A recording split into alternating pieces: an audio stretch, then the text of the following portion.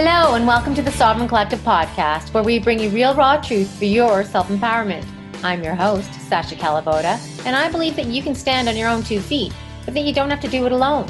I love learning from people who continually strive to raise the bar, to go against mainstream thinking, and who dare to question the general consensus. People who risk being ridiculed or even risk the loss of their professional status as they bravely question the common narratives and challenge the rest of us to expand our minds and to reconsider what we think we already know.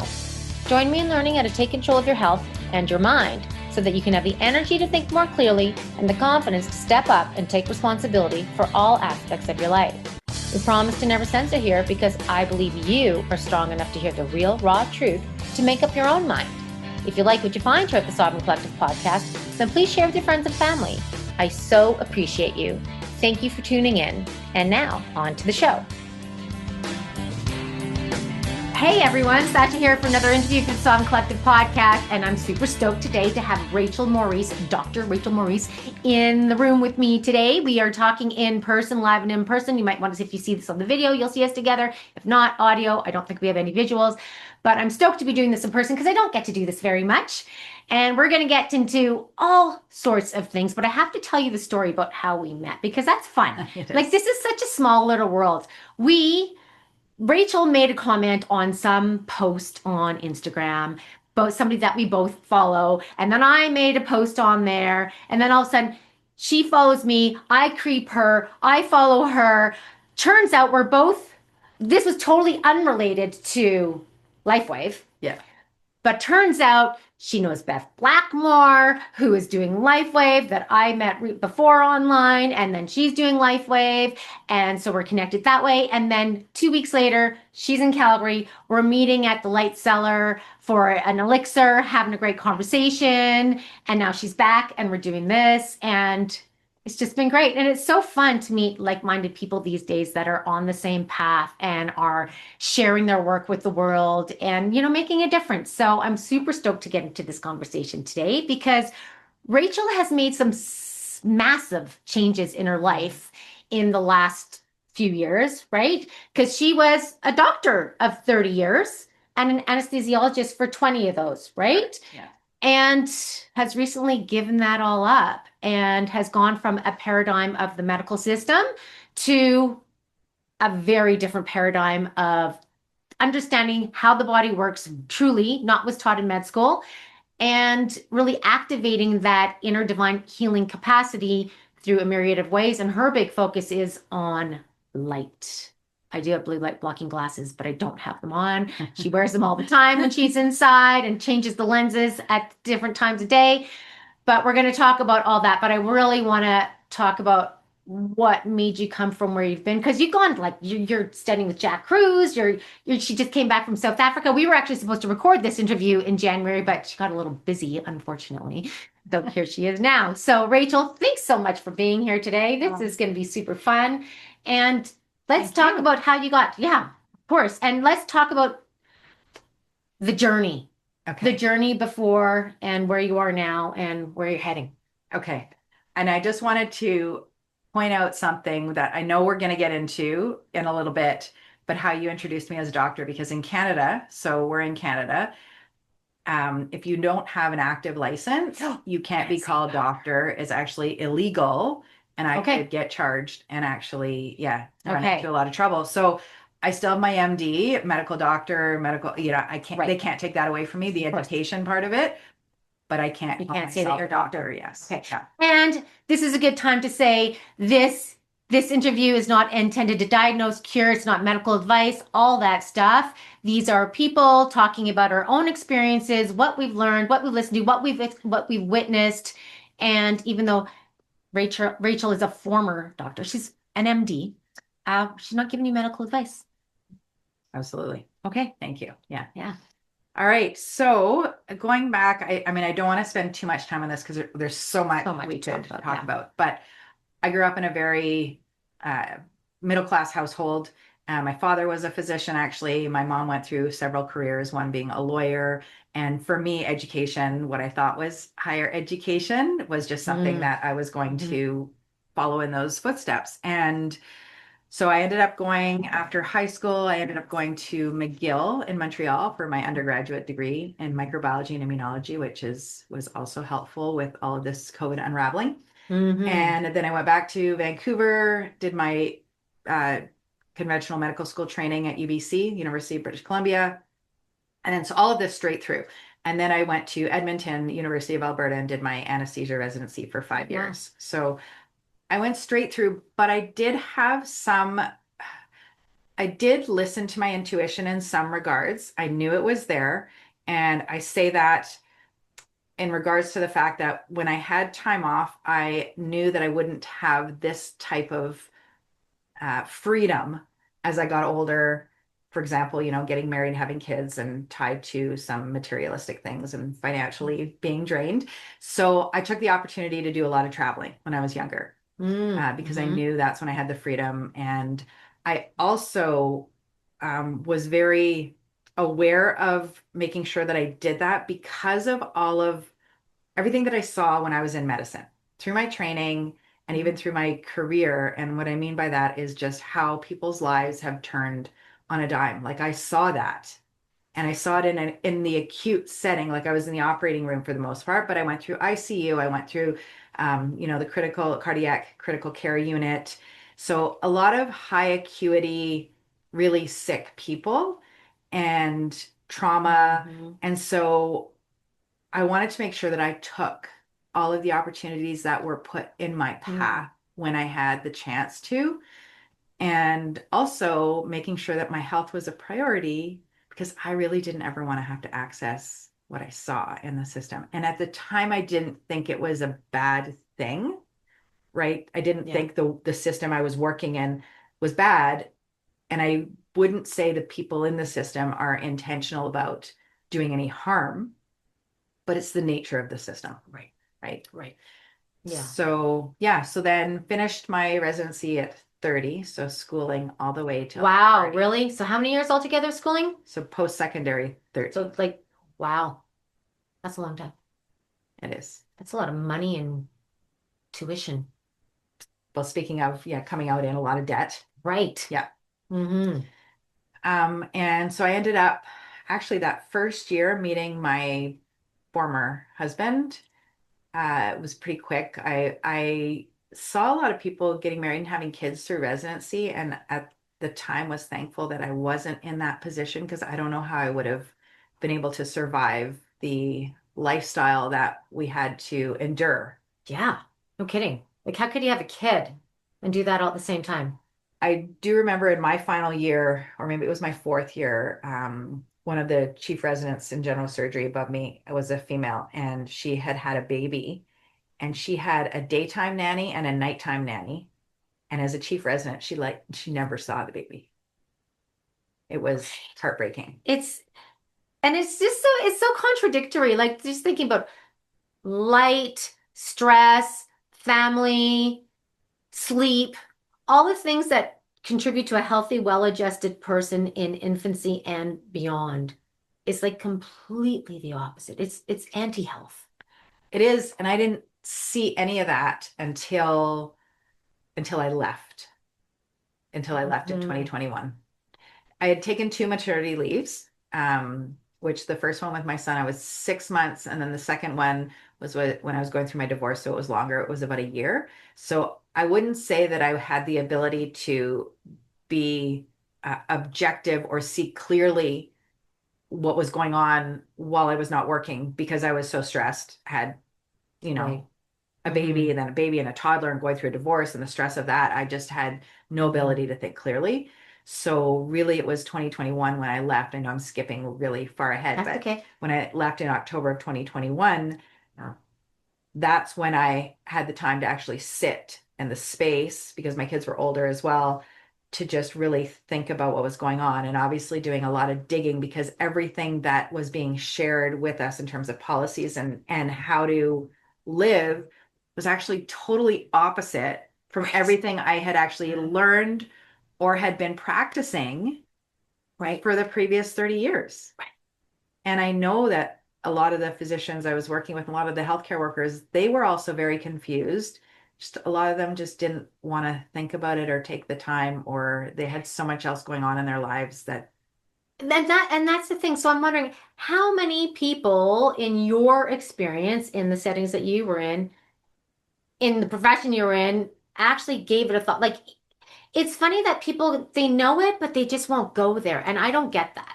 I'm really curious. I want to know if something gets my interest, I'm going down and I'm looking at everything I can find on it. And I don't understand that. So, and some just don't, and some people just completely dismiss that there could be anything else other than what they were taught. So, what's the percentage of people that you would say that actually go and act on that and question it and talk about it and well, I mean, I was working in a community hospital that was the second largest trauma center in BC. Mhm. So really my environment was a microcosm, but I did call other people because things were not making sense to me and I was wondering what was going on in other hospitals. And when Right. you do medical school, everyone disperses to do residency in other places. And then when you do residency together, people disperse and go work in different places. So I had a lot of like I had a network of Right. people, especially across Canada, but also some in the US.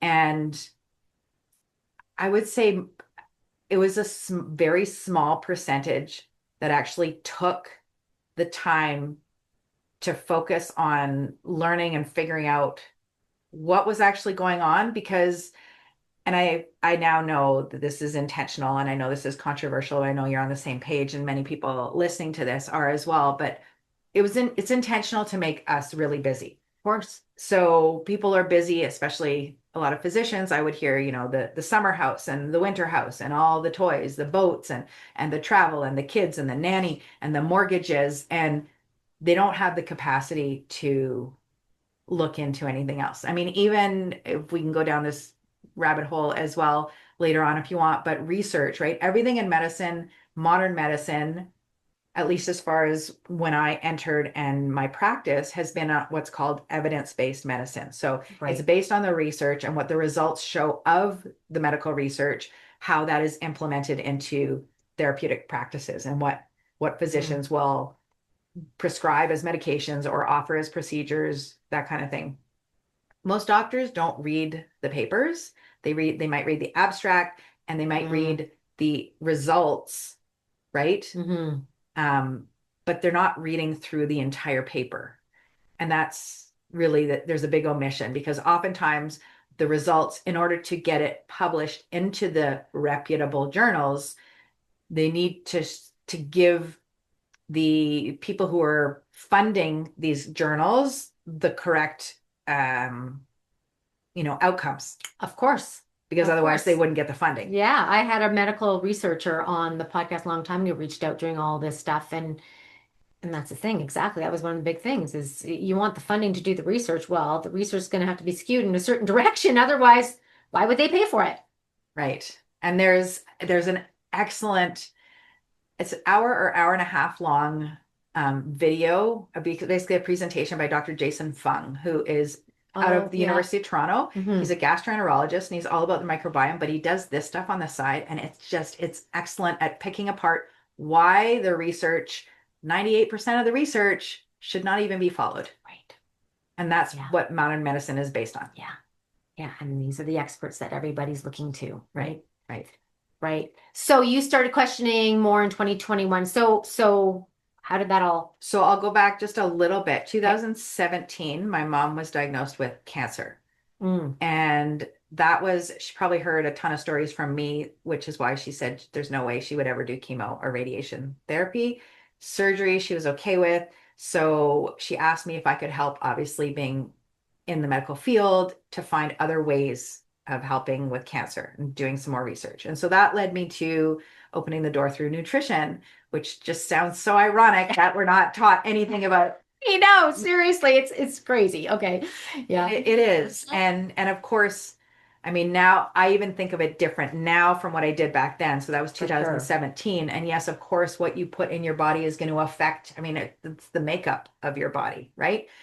And so that opened that door. That led us down the vegan pathway. And I laugh because I'm like no longer a vegan. That was 5 years I was too. realizing that was now an agenda. and the problems with veganism. And I know there's going to be pushback on that because there's a lot of people who are still very staunch about plant-based and that's the way to go. I'm always open to learning. So I was there.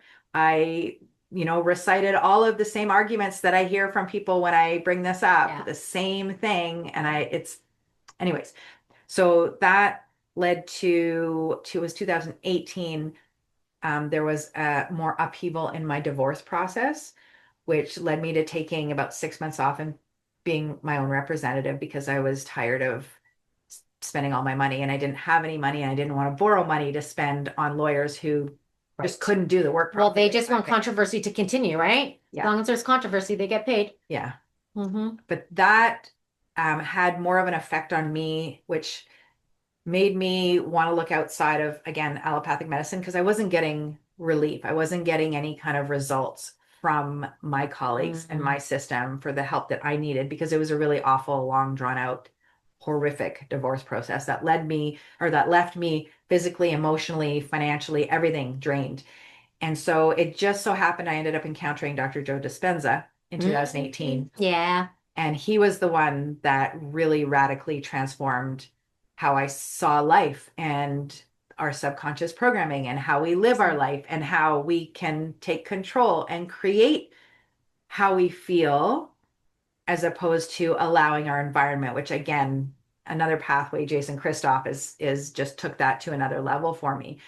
But I started down I read every book of Joe Dispenza's. I listened to everything I could on YouTube and interviews and everything, and ended up going to a week-long event. Oh, you did? Yeah. In I think it was July of 2019 in Portland, Oregon. Okay. And it was the most life-transforming event that I can recall. And that really changed the trajectory of how I thought. And so, still being in medicine, I was working part-time because I wanted to be a participant and a parent raising my children. So good idea. I wanted to be there. And so I was working part-time and I started realizing I was feeling out of alignment with the entire system. And I'm talkative with people in the operating room. The nurses are much more open than my physician colleagues, at least the ones that I was working with. And so I would bounce ideas off. I would, everything I would learn, I would talk with people about. And the nurses were open to this. And I was feeling like somehow I needed to get out, but I didn't know how. I was comfortable financially, right? Yeah. I'd set myself up. I was comfortable with what I was doing. I could do it, with my eyes closed. Not that you'd want your eyes closed. Yeah. But, you become attuned to all the noises and everything going on. Like I literally could have my eyes closed and know everything that's going on with a patient in the operating room. Right. While under anesthetic. But I really was feeling like there's so much more that could help people. And I didn't know how to get out. And I was thinking about, for example, creating like courses, but I was looking around me going like, I'm not going to make the same money. I still have 2 kids. I'm the breadwinner. I'm comfortable. This is all I've known. This is all I've done my whole life. Like, how do I get out? And so that's where I feel like 2020 came along and God said, this is your time. For some people, that's what it did. It was the great push for a lot of people, right? Yes. Mm-hmm. Yeah. So I knew that. So in 2020, I started questioning things because of just everything wasn't making sense to me. And just to give an example, which I'm sure everyone is very familiar with, the whole mask thing, right? And yeah, I will just say that is an area where the airway is my expertise in anesthesia. Oh, okay, cool. And, I have a tendency not to say things unless I know for certain what I'm talking about. I like to absorb as much information as possible before I'm actually sure. And so when it comes to the masks, what we were taught through my residency and how I had been practicing for the previous probably 15 years was masks do not prevent the risk or increase the risk, prevent an increase in risk of infection in the operating room. So maybe I should say it differently. I don't know if that was clear. So wearing a mask does not prevent infection. Okay. If you're in the operating room. So the reason people wear masks around the sterile field, the surgeons and such, is to prevent any big particulate matter from entering the sterile field. You know, Right. we've had medical students who have vomited, you know, they faint, they Ah. lots of different things. And so, yeah, Right. not Fair. Yeah. so I did not wear a mask for the previous 15. I'm gonna Run it hold past. that thought. Oh. No, we're just gonna keep going. I'm just gonna close the door because somebody just came. Oh, okay. So the previous 15 years, I had not worn a mask in the operating room. You haven't? No, consistently, unless I was personally doing an invasive procedure, Oh, which okay. we do. We put necklines in, arterial lines in, do an epidural, those kind of things. But I put it on for the procedure, and other than that, I would not be wearing a mask. Half my colleagues weren't wearing masks because it does not prevent Right. infection. Right. So then suddenly COVID comes along and you need to wear a mask. And really what we've been taught too is if the masks only work for 20 minutes at a time. So technically you're supposed to change the mask every You mean not when you put them in your pocket or hang them from your rearview mirror and just keep reusing the same thing? Oh, interesting. Yeah. Yes. And so, and my colleagues, they knew this, but then they would wear them. But so just because I was frustrated and didn't know what was going on, also, I would just wear my mask underneath my nose so I could breathe properly through my nose because I knew that the mask, there's toxic crap in the mask as Yes. well. You don't want to be rebreathing all the carbon dioxide constantly. And never mind, those N95s were just awful. You just can't breathe. They made you hypoxic. Like you just can't get the oxygen in, right? And so I got hauled into the chief staff's office several times because a lot of nurses were complaining about me not wearing my mask properly. But when I was chief of staff was also a physician, so part-time, you know, the administrative work and part-time clinical work. Mm-hmm. And, you know, I would say to him, I'm like, you know that these masks don't do anything. And he would just say, just Rachel, just wear the mask properly. And I'm like, but you know that they don't do anything. He just didn't want to answer. Just do as you're told, right? It's that just go along to get along. Right. So that whole mask thing, I'm like, something is not right. And then suddenly you can wear like a cloth mask, make your own mask. And then I'm like, what on earth is, I mean, I've seen sequined masks. right. Like literally, it's ludicrous. Well, yeah, and then wear 2 masks and 3 masks. And I'm like, okay, this is like a clown world. This is not, something's going on. And then we had policies change probably 20 times a day in the OR, like where we keep the patient, what's going on with the patient in the preoperative area, how they go to recovery room. Like it was changing. Nobody knew what they were doing. Confusion was all over the place. And now I know that that's part of mind control, right? Confusion. Absolutely. And then people throw their hands up and then they just follow orders because they don't know what to do. Mm-hmm. And then the other thing was the PCR test, right? Everyone's like, well, why would you not go to the person who invented the test to find out exactly how it worked? Yeah. So Carey Mullis is the person who invented the test. You go and listen to him speak. I mean, he's no longer alive. He died shortly before, interestingly enough, Yes. but we won't get into that. Yeah. Mm-hmm. So I'm listening to Carey Mullis and I'm like, okay, this test doesn't even test for anything, right? It's genetic material. You can turn up the cycling to make it a positive test however you want. You can dip it into food. You can dip the test into the toilet, get a positive result. So what is going on? But everyone in the OR was freaking out about the cases. So So why, like that just blows me. They learned the same things as you. Right. They knew the same things as you did. And that's what just blows me away. But then this is where, if you haven't seen my Jason Christoff interviews with Jason Christoff and the mind control, it just overrides practical thinking. It's just unbelievable. And it's so widespread. That's what, but then there's people like you you were brought in that. And I've been studying this stuff for 30 years, like since my, like 2019, I started, I was listening to David Icke when I was 20 years old. Oh, really? Like seriously. So I just could see coming a mile away, but even you could see that and you weren't steeped in that kind of information. So it just blows me away. But I'll never understand it. But then that's Jason Christoff. He's the one who's going to explain that, right? Yeah. Does such a good job. Mm-hmm. Very, very articulate. So yeah, I mean, I was questioning things, talking to some people. There were a few people around me, that same thing. I mean, there was a South African colleague and another colleague who they knew exactly what was going on, Mm, much deeper than I did at the very okay. beginning. Yeah. And so they were informing me of things, and I was like, that can't be, that can't be, I can't. There's levels of what we can understand, and with the veil lifting and seeing through the illusion, but that was my intro, right? Yeah. And as well. So I thought, well, I'm still working, but I'm talking about this. And then there's shortly after talk about trying to create a vaccine, right? And Very quickly, yes. right? Which should be very alarming for people. Well, right. So, but the first I heard about it, I thought, oh, we've got tons of time because there's no way Yes. it can come to market. Like even 5 years would be fast. So I'm not even going to have to worry about this. And then literally next thing you know, it's out. And I thought, okay, this is really bad because, and maybe it was my questioning, like as a child, I always questioned everything. Kids just ask why, right? And Hmm.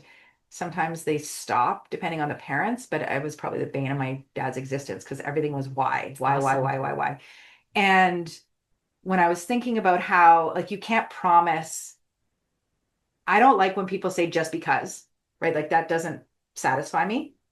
Good. And and when people say things like, well, I promise this is a certain way or whatever, I used to always think like it's an impossible, you can't possibly promise me a certain outcome because you don't have control over that. So that's something that was always in the back of my mind. So then coming to this vaccine, suddenly it's out and they're calling it safe and effective. And I'm like, okay, well, the only way to know whether it's safe and effective is given time, right? A lot of time.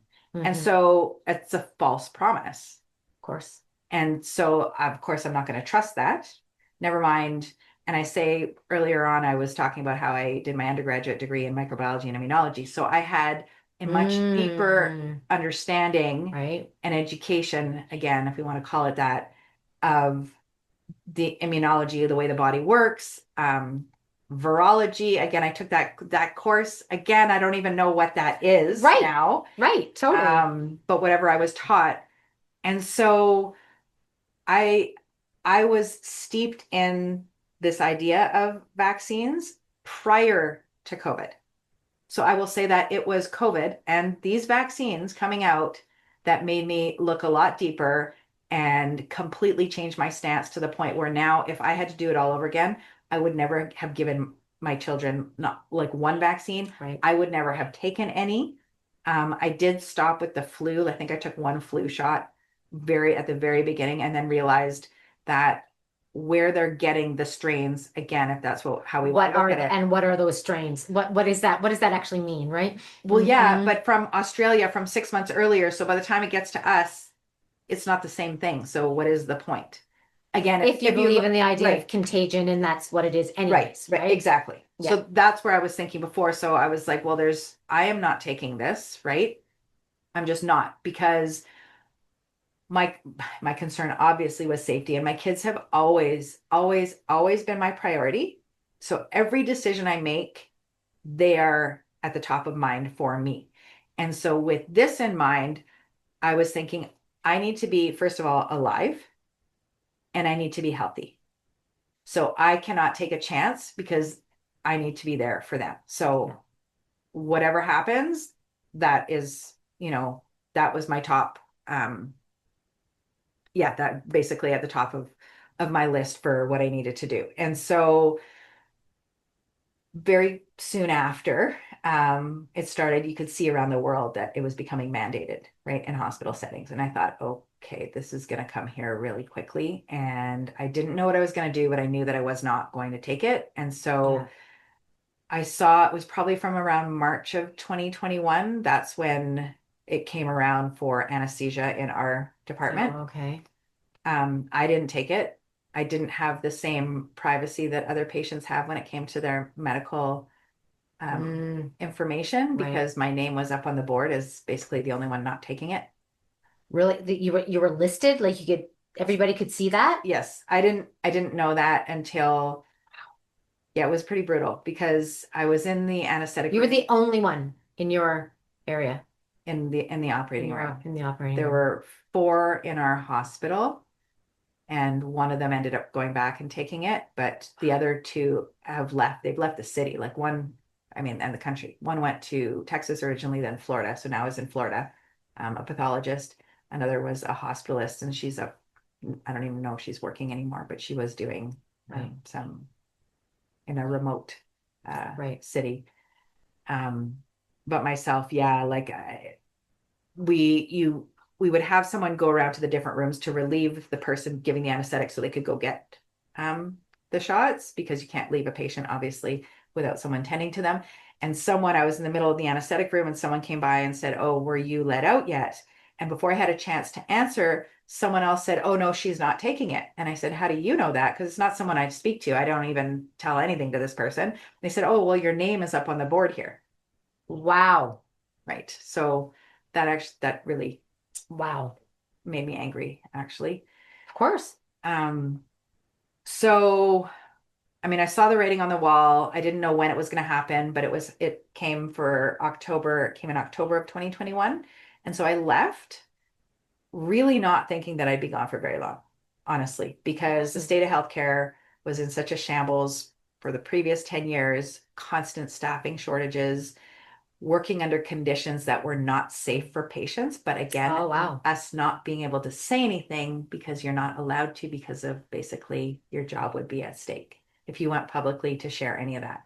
But really, a lot of unsafe um, things happening. And so I left, and my daughter kept saying, "Well, they're going to ask you back, right?" And they're going to have to. So I figured it might be a few months, and time just kept going on. And I noticed more and more things getting worse in the hospital as far as staff, as far as patient care. One example, and I got kicked out of this group, and I don't, at this point, don't really care anymore who's listening to this and whether it applies to them or not. But one of the Facebook groups I was still in, one of the nurses came on night shift and in the operating room and was reciting this in our Facebook group, saying that they got a call, the OR got a call from the emergency department, one of the LPN, so licensed practical nurse, so not a full registered nurse, Okay. an LPN who was the only healthcare provider in Emerge at that moment for 52 patients. So she phoned in hysterics. 52 patients. Wow. Yeah. Wow. And so, yeah, she was It's worse than a classroom and teachers.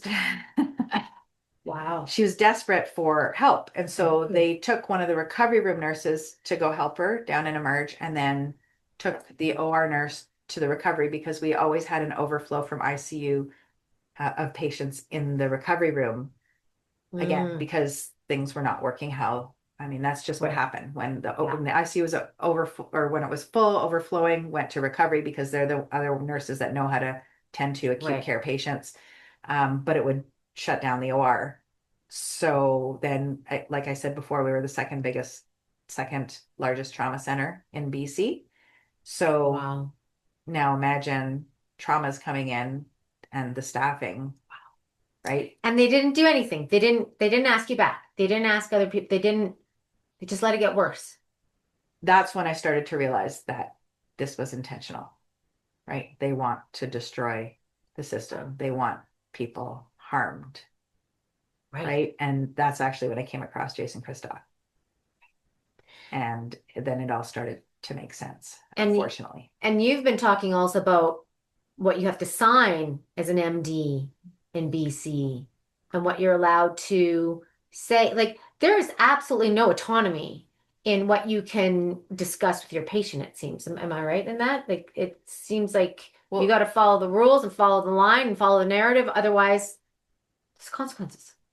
yes. So there's a recent bill that was passed that was just fully enacted April 1st, which is April however 1st. many days ago. April Fool's I Day. think, yeah. Yeah. Mm-hmm. So, as a physician, as any kind of practicing healthcare provider, there are boards and there's rules and regulations that you have to follow and work within, right? You can't stray from. And at least what I thought before, it seemed appropriate. And the people who were on the board overseeing this were also trained in the same vein. Like if it was a physician, you'd have other physicians overseeing it. If it was a dentist, like the Right. dental board, you'd have other dentists. But Okay. that is no longer the case, Oh. right? What they've done, there used to be, I believe it was 26 boards, massage, dentistry, like naturopathic medicine, obviously, physicians and surgeons. And so there were 26 boards. People were elected to these positions. They've whittled them down to six. So six boards still overseeing those 26 professions. They are no longer elected and they are no longer professionals of whatever. They're appointed? They're appointed politicians, government officials. Wow. So they're appointed and they're not even, so they don't know anything about how to, what, they don't know anything about what goes on in that profession, right? Right. So how can they regulate it properly? They can't. So there's that factor, but then so this Bill 36, and it's interesting because I made a post about it and then someone was challenging it. So Bill 36 is also the health is HPOAC, I think it is, Health Professions and Occupations Act, which has always been around, but it's now been changed. Yeah. And to include something like 600 points where there didn't used to be that many.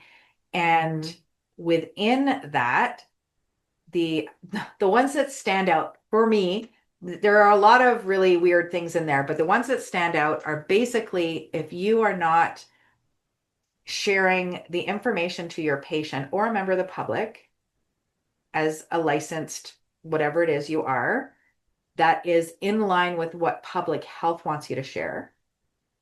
So if it's out of line, if you're giving the decision-making power and giving all the options like informed consent to your patient for them to decide, that is Radical. considered out of line. That's not what the Informed consent is considered radical, or is considered not radical. I'm saying radical. It's considered out of line. well, so in order to give informed consent, you have to give all the options. Yes.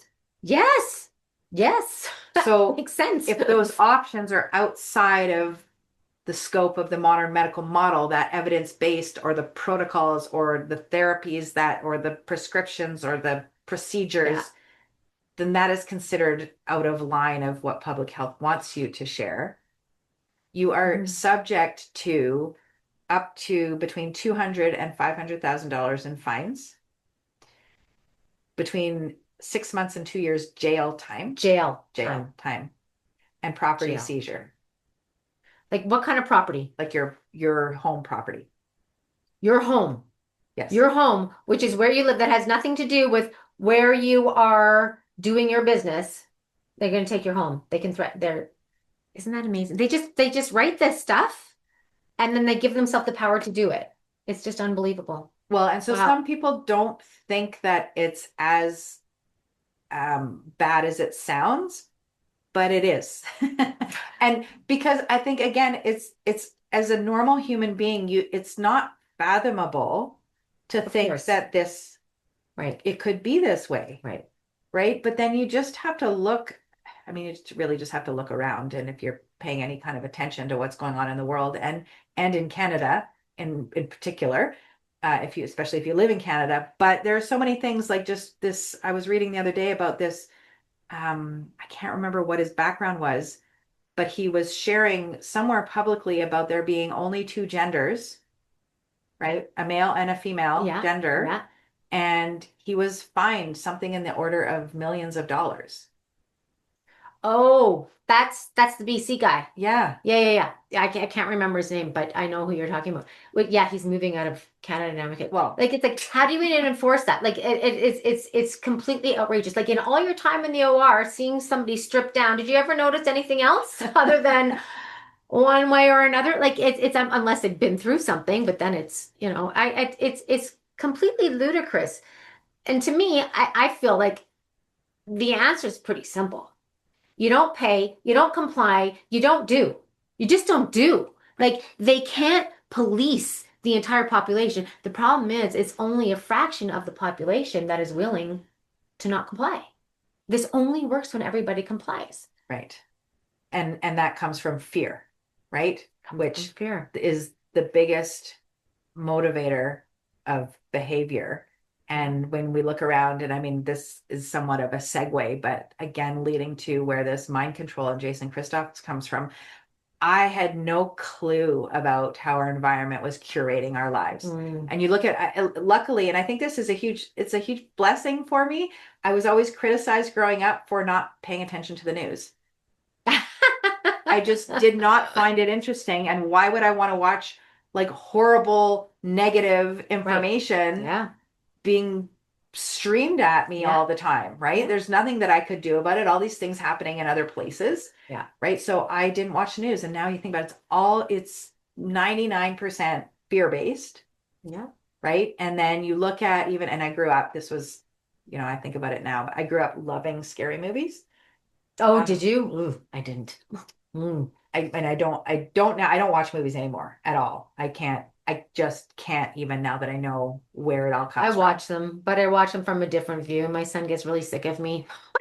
I think that because he knows, he's like, Mom, I know, but I still like to watch it. But I get it. Yeah. I know, but still the subconscious programming, even when you're aware that subconscious programming is still happening. Yeah. So yeah, as long as we're aware, we can. Well, what's interesting, what Joe Dispenza actually says about that is never watch something that you don't want to happen in your life. Right. So if you're watching this violent, bloody, scary, whatever, if you don't want that in your life, then why would you put that in your field in the first place? Which makes a lot of sense to me. I think people really don't understand just how profound the impact is on how it drives our life, our behavior, our thoughts, our actions, because we think we're aware and we're conscious of things that will override it. And I think people don't realize that it doesn't. It's like, I love Jason's analogy of, you may consciously be aware of your life, wanting to take your life in this direction, but your subconscious programming is like 1,000-pound gorilla. Like, can you really fight that 1,000-pound gorilla if it's dragging you in this direction? Like, willpower doesn't work. No. Willpower does not work. No. Yeah, one of the guys that I really like to listen to is an old school guy, and I'm pretty sure he's a mentor of Joe Dispenza, or something that he looked to, as Dr. Joseph Murphy.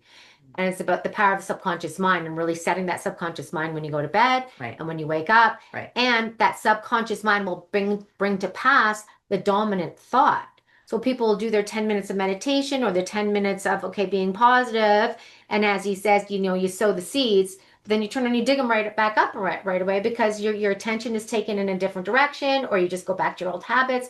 And when we're constantly bringing in that old news, like a lot of people are just, it's like their job right now to know what the worst thing is happening, at every second of every day. And it's like, okay, enough. Right. Now it's time to take your creative power and energy and create your life. And that does take away. So maybe you're not listening, you don't believe them, but you have a creative power. And where's all that going, right? It takes away your time and it's distracting, which, kind of on purpose, right? Well, and that's basically, for 2 years, I was going down all of the rabbit holes and just uncovering. I think we had to, though. my jaw was on the ground because I couldn't believe that this was real. But so this is where really what led me to understanding that, like, it has to be, because when you sit down and think as a logical person and a rational human being, none of these things actually make sense, right? There's a lot of disconnection, a lot of different moving parts, and they don't seem connected. But when you put yourself in the mindset of a psychopath, right? And the ideas that we all know are actually what's going on in the world and who's engineering the plans and the agendas. When you put yourself in that person's mindset and you think about how you want things to pass, it all makes sense. Totally makes sense.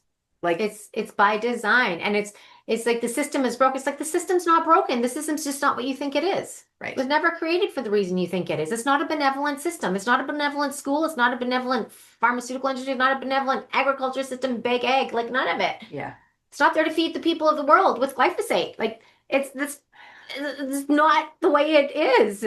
But people think systems are broken, or we need more politicians, or we need more I know. regulation, or I know. we know we I need know. less and more autonomy. Yeah. Yeah. Well, Interesting. that's so after 2 years, I started to realize I was getting bogged down with this, and there was nothing that I could do. Okay, so I'm learning more and more Yeah. about the nefarious intentions and what, potentially is happening and who's running it and whether they're even human. And it's a spiritual war, which it absolutely is, right? Like the 3D world it really is a matrix configuration. And that's when I realized, like, okay, so I'm living in this world. I want to live how I want to live. And it's possible for us to take our power back. It's possible for us to connect with the people that we Yeah. want to be around, that are going to uplift us, that have the same ideas of what they want the earth to look like and how we want to live. So let's put our focus and our 100%. mindset in that direction, while still maybe like 10% paying attention to what's going on, because you still want to know, right? Because there's things that are evolving Yeah. all the time, new things that are being implemented, escalated. And so that's really when I realized I'm not going back. I can't go back, because the way I look at it now, and I say this jokingly, but it's not, like, I call what we call the modern medical system like the Death Star, like going back to the hospital. It's like going back to the Death Star, Mm, because it's engulfing me. What I was learning about health is it's actually eroding my health. Never mind all the people in the system, yeah. right? And once again, the old adage where they say on a plane, if it's going down, you Right. got to put your own Yeah. oxygen mask on before you help other people. Of So course. if I'm not healthy and I'm not at my best, I'm not any good to anybody else, especially my children, which I said have always been at the Number top of one. my, Yeah. yeah, list. So that's when I realized I can't go back. And I started uncovering through, I think you mentioned at the beginning, Dr. Jack Kruse, Mm-hmm. right? I came across him. So for people that are not familiar, he's a neurosurgeon. So speaking my language from the previous 30 years, basically sharing information with me that I could digest, that made sense to me from my left brain, thinking from medicine, but really destroying the entire foundation of everything I had learned in medicine. Right. So again, I mean, it took someone who was in medicine to speak to me, which is why I feel oftentimes um, people who are steeped in the science world like might be a little more open to hearing where I'm coming from, because I was there Yeah. for so long. Yeah. Right. So I know exactly how they think. I know exactly why they think a certain way, what they've experienced, because I lived it for 30 years. Right. But now I've stepped away and I understand something different, and I understand why I thought it was a certain way, and how you can take that mind and shift it to seeing things differently now. But Mm-hmm. all of that, and I don't know, I wasn't exactly clear about what it was that shifted, but really the way the human body actually works, right? Yeah. So there's a massive paradigm shift for you, right? I mean, that was destructive to what I thought I knew for 30 years. But that's kind of fun, isn't it? I love that when you think you know something and then it's still on that same vein, but you just get your mind just cracked open to, holy crap. No, it's not like that. It's this. And then it's so, I find that super exciting. Well, it became exciting. At the beginning, I was really angry. Fair. Yeah. And I was like, what? My life has been a waste. Really, that's how I felt Oh, at the beginning. And nothing's ever a waste. I'm no. just, really Yeah. um You probably have to upset. go through the stages of grief. Well, right, exactly. Exactly. Yeah. But I had some issues myself at the time, that I started implementing what Jack Kruse was talking about and seeing radical changes within 2 to 3 weeks. And Wow. like things that you don't see, that I've never seen in medicine, right? And having to do with the fact that, so basically for those listening and don't know what I'm talking about, is modern medicine focuses on the biochemistry of the body. Yeah. And it's not even just modern medicine, naturopathic medicine, like a lot of holistic practices, they're still focusing supplements, right? There's a whole supplements industry, which people don't realize is still based from a pharmaceutical standpoint, the way things are made, right? Like I don't necessarily trust everything, right? And again, there's a whole, we could go down a pathway there, kind of another episode, but the focus on the biochemistry really is almost the last thing that is noticed in the body, right? And so what I mean by that is we talk about like hormones, we talk about neurotransmitters, like the chemistry in the brain, the nervous system. That's the communication, and that's basically, helping our body have all of these reactions that they need to function. Yeah. But what signals all of those molecules and all of those reactions is far more upstream. So if you only tamper with the downstream effects of something, you're not actually getting at changing anything long term. Like even like just looking at like testosterone. Like just putting in the very end result of what you want. Even you can go a little upstream and just look at your mineralization and look at other things and your fats and your things like that. Like before we're coming to where I think I know where we're going to. Right. Yeah. But it's like we go to the very, very end result of what we want to see on a test. Yeah. Rather than looking upstream, like you said, which yeah, love that. Right. Right.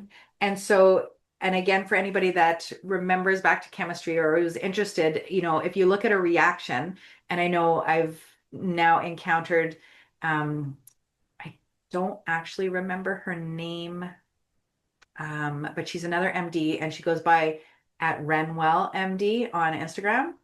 At Renwell? Yeah, Renaissance Wellness at Renwell MD. And she just has been posting, and I have been supporting her because I think she's incredible. She woke up during her all the COVID stuff during her residency. Oh, right. Okay. And she's really taking a stance, an opposite stance to creatine, because there's a huge amount of massive push for creatine right now. Huge. Yeah. By a lot of different people, whether it's influencers, the athletic performance industry, but also in the medical field. Yeah. And really, if you boil it down to, say you've got a chemical reaction going on in your body, you have A plus B equals C. So let's say C is creatine, right? If you put in the end product, you're going to have an effect on the other side, A and B. You're going to down regulate because your body says, we've got enough of this. Obviously, we're producing. Right. So you have an effect and a consequence to all of these pathways in your body when you start putting in the most downstream chemical, whatever it is, right? Whatever the biochemistry is. Yeah. So you're tampering with all of the reactions, and it's man's hubris and, especially people in science and medicine, to think that we know all of it, all of the reactions and all of the consequences. We know a small fraction. And so we don't actually know what we're doing in the body when we do this. Right. So upstream from all of the biochemistry, which is where this new paradigm that I've been learning and really understand this is how our body functions, comes from light. So it comes from biophysics as opposed to the biochemistry. Right. So most doctors were not taught biophysics, right? That's just not part of the medical school curriculum. And a lot of people who go into medicine don't like physics, the math and the physics, right? So they really don't know. You don't have to actually know. Obviously it helps, but you don't have to know the details of it in order to implement the things to make your body work the way it's supposed to. And so light is the signal for all of the biochemistry. So you can put the best food, the best supplements, the best whatever biochemistry in your body, premium, right? But if you don't get your light right, all of that stuff is not going to do what you think it's going to do, or what people are sharing it's going to do. Insert modern life. Right. And light is wrong pretty much all the time. Even at nighttime when there shouldn't be any light. Right. People have their phones and frequency in their rooms and things like that as well, on top of, so, okay, let's unpack a little bit more. Yeah, so our light environment, nobody thinks about it, or most people don't think about it. It would be like a fish is swimming in water, and you ask the fish, what is water? They don't, it's just all around them, and they've never been out of it to see that they Right. to pay attention to what it actually is. And so, I mean, granted, we have darkness, so we know what light is, but the point is modernization and modern life has the modern human living 90% of our lives indoors away from natural light. So we've evolved as human beings under natural light, the light and dark cycle. So it's important to bring the darkness into it, like you Yes. just mentioned as well, because the sun, I mean, the sun has been around for billions of years, and the sun gives off specific frequencies. A small portion is light that we see, Right. right? In that visible spectrum. Most of what is emitted from the sun is actually in the non-visible spectrum. So most people understand, yes, we've got photoreceptors in our eyes, the cones and rods, and we see light, and the rods help us, but the cones, the rods help us see more peripherally in darkness, right? But we actually also have non-visual photoreceptors in our body, meaning Mm-hmm. we are absorbing and they are having an effect. Those non-visible frequencies are having an effect on our body, which is is paramount for how the body works, Right. right? Yeah. And so But wait, but then we're taught when you are out in the sun, it's put bad. on the sunscreen, cover up, put a hat on, put your sunglasses on. Like the very thing that grows our food and nourishes, and that feels so good as we're getting warming up for the springtime. We know how nourishing that is, but we've been led to believe that it's dangerous to Right. us, which Yes. is another crazy thing. And I remember years ago, I was dating this guy a long time ago, and I was sun tanning in the backyard. I'd moved back into my parents for a bit because I was looking for a place, and his friend was shocked that he had heard that I was sun tanning, and I was like, because I always have, didn't wear sunscreen, I always did, and it's just such a shocking thing that somebody's health conscious is in the sun, and it's just Well, I made a post the other so day about good. this product called the Sun Hug, which allows you, so it allows, and we can get into this too, but it allows the ultraviolet frequencies and the infrared and red through, right? Because most modern windows, most plastic, everything. That thing that you had, Yeah. I saw that. That's very cool. Well, it is, but so someone commented on my post, oh, so does this mean if we're back to tanning, we're back to like smoking is good? And I was like, okay, well, Oh, right, right. It's just, but all you have to do is look at a picture of the 60s and 70s of a beach.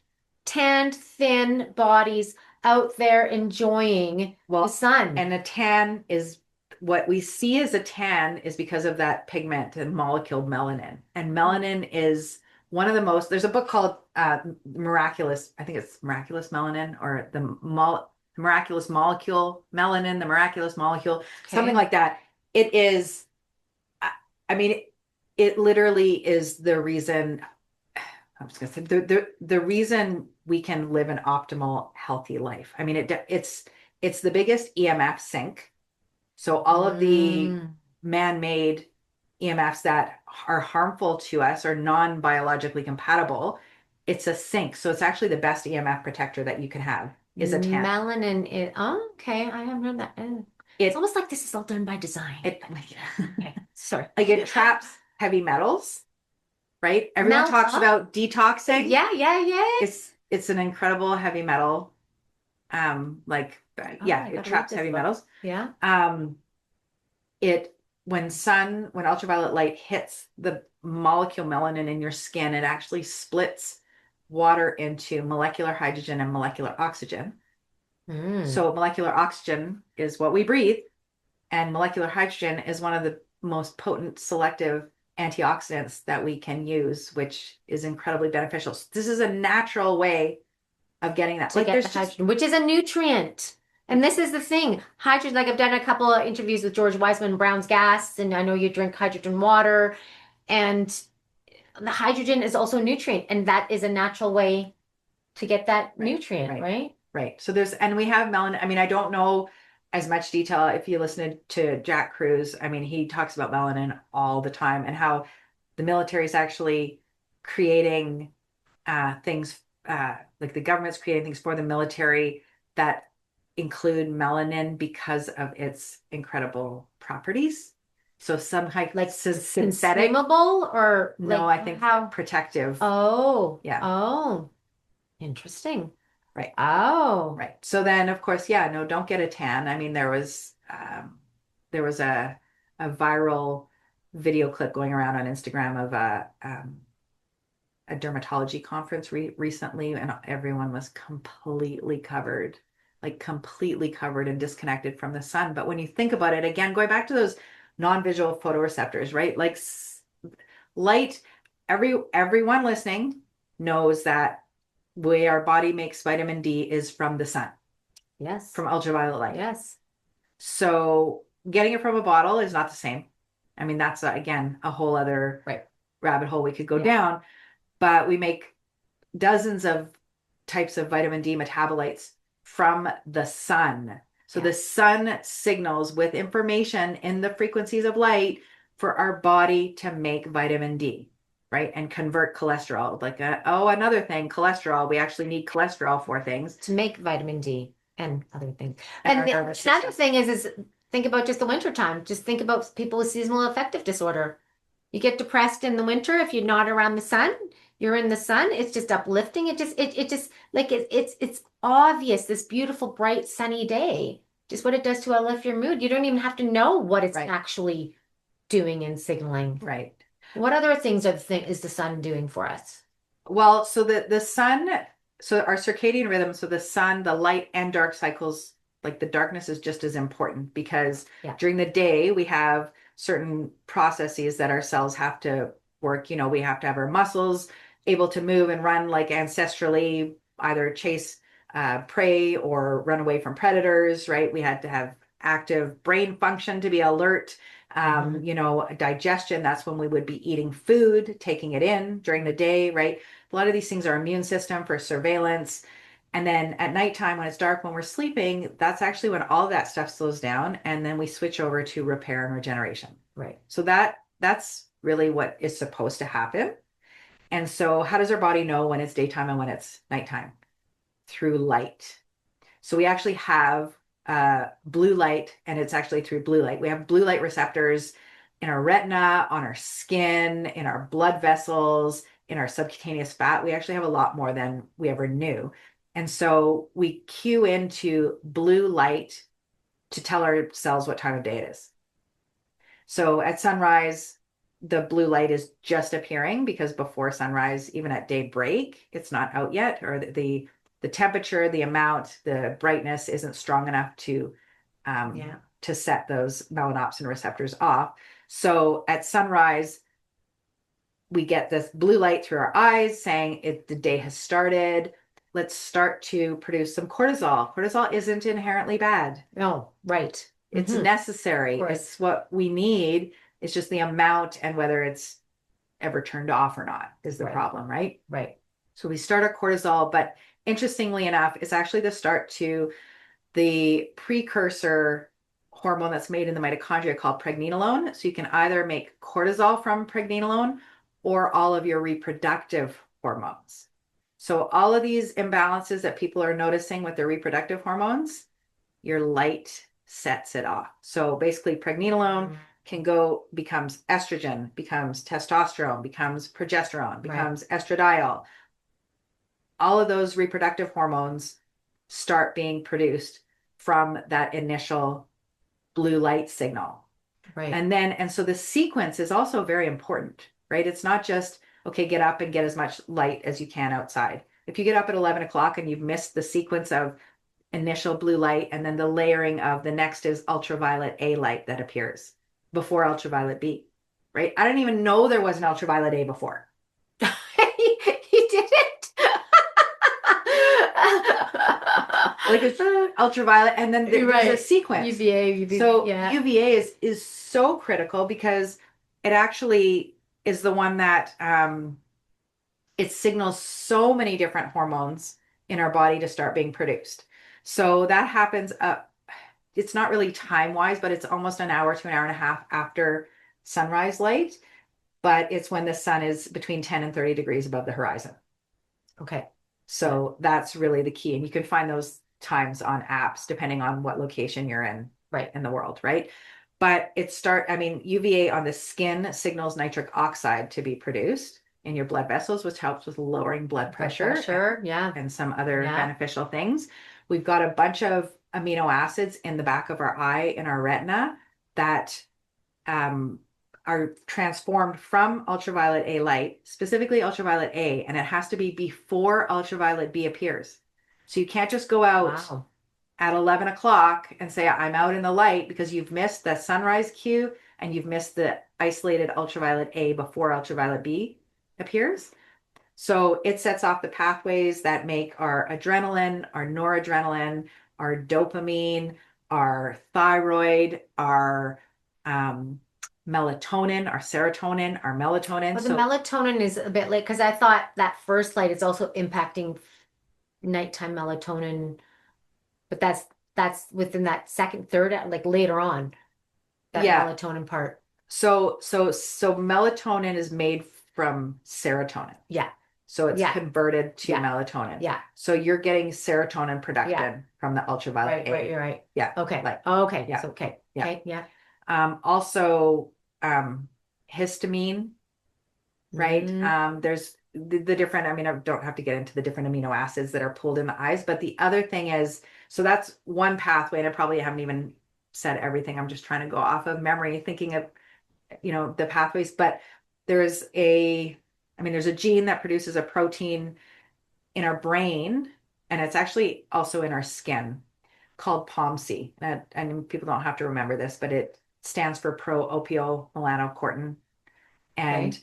there is a pathway directly from our retina to a part of our brain, like a direct connection, and it's called the the melanocortin pathway. Okay. So ultraviolet A signals to our brain to produce this protein POMC, Yeah. which is a really long protein, but the ultraviolet A cleaves that into 10 different proteins.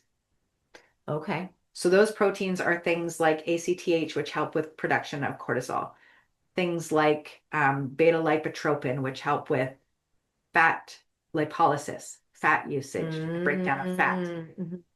Our endorphins, our beta endorphins. People talk about runner's high, when they keep Yeah. running, Yeah. or when you're out in the sun and you feel like you're addicted to the sun. Well, you are addicted to the sun. Those endorphins are produced, right? They Yeah. help with pain relief and feeling good, right? Yes.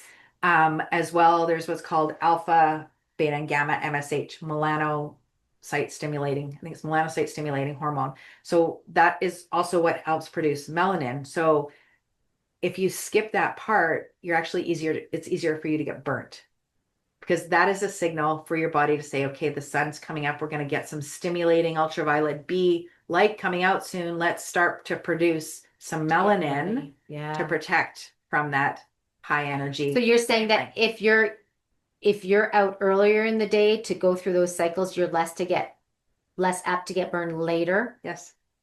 Okay, good. Okay. Yes. It's a sequence. And Yeah. in the quantum biology, so this is the new paradigm of understanding health, or the new paradigm of health is really, it's called quantum biology. And a lot of people in the community will talk about building a solar callus. And so there's a way and a sequence to doing that. So, like I would say, now she's probably going to get upset if I say this, but say to my daughter, she's like, but I listen to you, I go out and get sun and I'm getting burned. And I'm like, because you're going out at noon. Yes. And you're just going straight into the ultraviolet B. Like, I'm out all year round. So you can build this all year round. It doesn't have to be just in the spring and But summer. the UV in the wintertime, that So you still get a UVA most places. okay. Yeah. It's the UVB goes away for Yeah. periods of time, just like where I am. Where is it? Like November to February? Yeah, I just think came there's back no not too long ago in ultraviolet these B. parts. Yeah. Which that's a whole other, and I would love to get into as well, because nature has a workaround for us. We've been built to have workarounds for these things. Right. We don't necessarily have the same ability to adapt as we get older. So, excuse me, we might have to change our environments as we get older, because we just don't have the same resilience. Again, because of modernization I and guess because of wondering, like all the things that we attribute to aging, like even when we're talking about like these patches and active stem cells. Okay, I'm not supposed to say that. Active, whatever cells, those cells that can turn into anything. rejuvenating But cells. do they, those reju, yeah, like, do they really deplete that? Did they really deplete that much 200 years ago when we lived outside, when we moved more naturally, when we ate more naturally, when we didn't have modern light, when we didn't have all these things? Like, I'm just wondering all the Yeah, things that we attribute to that. I know. Is that really true? Is that just now? I feel, And what part of the population are you studying? I honestly think it's now Yeah. because then, and this is, another segue, but when you go back to listening to like what happened during biblical times, people living to 500. Right. Right. And people do still say that we can live this that long, but man, we're up against a lot these days. I don't know if I'd want to anymore anyways, but right. But what is the natural longevity Right, of this body? right. Do we really know, I don't think practically so. speaking? And I was thinking like one of the posts that I'm going to be creating, it's just kind of mulling around in my head is this idea. It's kind of a mixture of things where it's come from, but so many people that I talk to don't realize the significance of what they're doing to their body and what they're like in a harmful way, right? Because they don't see the effect immediately. They don't see Yeah. it as a problem because I don't know, you can eat junk food for 10 years, or you can, Right. color your hair for however many years, or you can, take whatever chemicals, you can drink wine. Yeah, I'm going to go down that road, the alcohol, but it's everything. It's everything that um, is additive, and it's death by a thousand cuts. Right. So while you might not think adding this one thing in, oh, well, I'm not going to eat organic, it's too expensive. So I'm just buying normal food and I'm going to have that stupid appeal on it and the glyphosate. And well, I'm not noticing anything really on a daily basis. But you add the glyphosate, you add the fluoride, you add the chlorine, you add the toxic flame retardants that come off of our clothes, the toxins that are in the skincare, and like you add everything together. Yeah. And of course, it's gonna shorten our Of lifespan. course We're it's just going to. we can't pinpoint it to one thing. Right. So therefore we Right. say, well, it's not that because we can't Of course. pinpoint it. Right. Yeah. And I mean, Or even generationally, right? Like one generation say, well, I did this when I grew up and I'm fine. Well, first of right, all, are you as fine as you think you are? And could you be better? right, First of all, you don't know what's possible because we right, haven't experimented to see what's possible. But second of all, generationally, it's adding up faster. right, And they start at their baseline is just right, way lower than it used to be because they're already coming in with glyphosate in their system and with everything right, else too. right. So it's, and this is not to fear mongering. There's somebody put a posted on my page a little while ago. Oh, fear mongering, and then but you secretly depend on the system, and I just decided to not engage because I've learned to not engage online Right. like that because Right. that's useless. Right. But this is not to fear monger. First of all, if the truth is scary, well, it kind of is. But when you collect the tools and the know-how to have a workaround around it or to protect yourself, then it's to me it's empowering. I'm not going to not say anything to fear of offending or making somebody afraid. But then when we know the truth, when we can do better, when we know better, we can do better. And there's just so many, it to me it's exciting. So if this is fear mongering to you, I'm sorry, it's not intended to be. It's that there are so many other ways that we can do things. Like look where Rachel came from, but being an MD, and now look what she's doing. And I want to talk about what you noticed quickly just after I'm done this little rant here. But then it's like, okay, well, this is the state of the world. We obviously know we're not suicide rates. Look at MAID, look at our depression, look at like chronic disease. Like it's obviously not getting better. So in order to not be one of those statistics, what do we get to do? We have so many opportunities to do that. And yes, the system is there and it serves a purpose. I'm not free of the system at all. I mean, I drive on the roads. I have to pay my gas bill and my water bill. You know, my husband had a double hip replacement last year. We did everything we could. We did not burden the system until we had to. And then, taking into account German medicine and his lifestyle and things like that, we are very, very thankful for that system because he's a new man now. And I'm very thankful for that. But I tell you, my doctor from back in the day doesn't even know that I had a kid, right? I did not partake in the medical system with that. And so, well, I did in the end. That's another story. But, it's just, there's some people that just depend on it for every little thing. Absolutely. It's like, well, they got something on the skin, they're going to dermatologist. I always ask, why? Why? You know what they're going to say. Yeah. Right. And so there's different levels. So this is to empower. And it is the system. And, while I feel sometimes people have pointed out, they think that I'm completely knocking the medical system. It is absolutely vital for emergencies and absolutely incredible. Incredible. Right? Absolutely. But when it comes to chronic issues, 100%. It falls very short. Of course, because it's all about suppressing of symptoms, right? It's not about understanding the amazingness of the body and what it can do, right? And how this system is designed. We are part of this system. Yes. Right? If we try to isolate ourselves from everything, we're isolated from outdoors, isolated from the cold, isolated from everything. The disconnection. And so what's also mind blowing to me, sometimes I sit and think about how I used to think before. And I know I used to revere the fact that I was so compartmentalized and I had the ability to do that in the operating room. It was the only way that I could function. Right. I couldn't, because anytime after I had kids and I went back and then I was doing some pediatric stuff, like I'd be bawling, I'd be in tears because oftentimes we'd have 5 adults holding kids down to get them to sleep, to get an IV in or to get them to sleep. Wow. It was brutal. And I'd be in tears. And so if you emotionally let yourself get involved, you can't actually do your job properly. Right. And so I used to think that was a great quality that I was totally able to compartmentalize, which I don't now. I know that was super unhealthy. It was necessary for the job, but I'm glad I'm not doing that anymore. I think that's why sociopaths make good surgeons. Honestly, that's what they say. There's certain chefs, lawyers, surgeons. They say sociopaths are really good at those because when you can disconnect that feeling humanity part of you and you just do what needs to be done rather than worrying about, oh my God, what if I screw up or this poor thing or blah, blah, blah. This is going to hurt you. Sorry. Like, it actually helps you do that job. I'm not talking to psychopath. I'm talking to sociopath where you're disconnected from the emotional aspect of that. Cause I couldn't do it.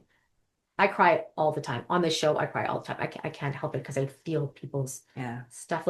You had said in 2 to 3 weeks, you noticed so many things from when you started applying. So can you give us some examples of what you noticed? So I just want to finish one thought. I have this tendency I like to be comprehensive, but the UVA, I mean, there's also another thing in there has to do with appetite and metabolism, right? And there's so much out there now, like I don't want to go down the GLP-1 thing, but the weight loss industry, the nutrition industry, like everything, and nobody's talking about this. And this is one of the biggest factors to be able to regulate your weight. Oh, okay. Right? So just going through that whole series, you mean? Well, yes. Yes. So there's something, I was trying to explain this actually to my daughter the other day too. There's a hormone called leptin. So it was discovered the end of my residency. So it wasn't anything that I was taught in medicine. Like it was really towards the end of that, although it's still not in, like things take 20 plus years to actually get into the system. Textbooks, yeah. And so leptin is a hormone that's released by fat cells. It's basically the energy accountant of the body. Right. So it tells you how much fat you have on board, which is our fuel, right? That's how our body keeps, a reserve for when there are times where there's no food. We store fat because we use the fat when it's needed. But modern day, we don't anymore because we have so much food around us all the time. But leptin is released from the fat cells to tell the brain how much fat fuel we have on our body. Now, if that communication is disrupted, the brain's going to say, we're not getting the message that there's any fuel on board. And therefore, we need to conserve every single thing that comes into the body. And so we're going to store it as fat. So there are people out there who are, and I'll say medically, we say this, obese, right? I mean, I can tell like a good 50, 60% of the patients have probably even more that came into the operating room we had BMI calculations because they were obese. There's obese, morbidly obese, like it's astronomical. Right.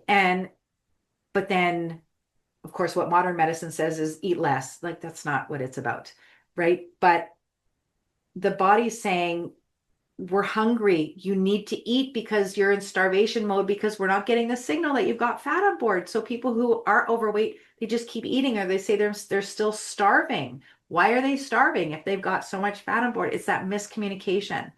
And light is one of the key factors in being able to help that communication take place.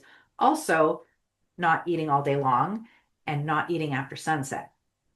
Yeah, that's a big one. It's a huge That's a one. big one. And my body loves not eating after sunset, but I'm not always very good at it. And the melatonin part. So this is where it like all comes together. So you can't just say, okay, just do this and it'll all be better. But it is progress over perfection, and it's implementing things one thing at a time, really, Right. because that's the only way we can make sure that we stay consistent, Yeah. because consistency is very important. But after sunset, when that blue light goes away, so we're talking about blue light telling the cells what time of day it is. Yeah. When the blue light goes away, we're supposed to then switch over from having cortisol circulating in our bloodstream. The blue light signals the cortisol. The lack of blue light signals the melatonin to Right. start to rise. Yeah. Yeah. So what happens in modern life is, well, the sun sets and then we turn on lights Yeah. indoors. Mhm. So then our body goes, oh, it's still daytime. Yeah. So then we've got more cortisol than we're supposed to have. And we don't have the melatonin circulating. And that melatonin is not just about sleep. That's what most people Right. understand. Oh, melatonin's an amazing molecule. Yeah. It signals all of the repair processes in the body. It is the master antioxidant Yeah. of the body, even above glutathione, Right. I Yes. would say. Yeah.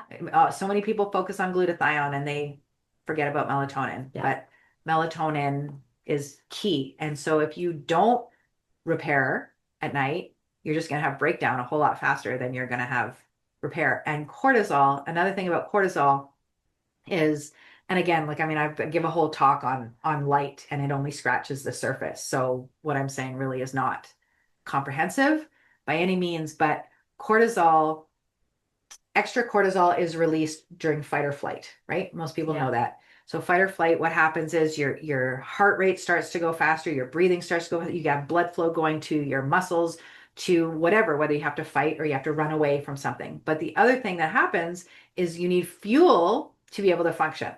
And so your body releases glucose into the bloodstream for fuel, emergency supply of sugar, glucose, right? So cortisol is what stimulates that glucose release. Mm, And when you have glucose released into the blood, well, how do you take that up into cells? You need insulin.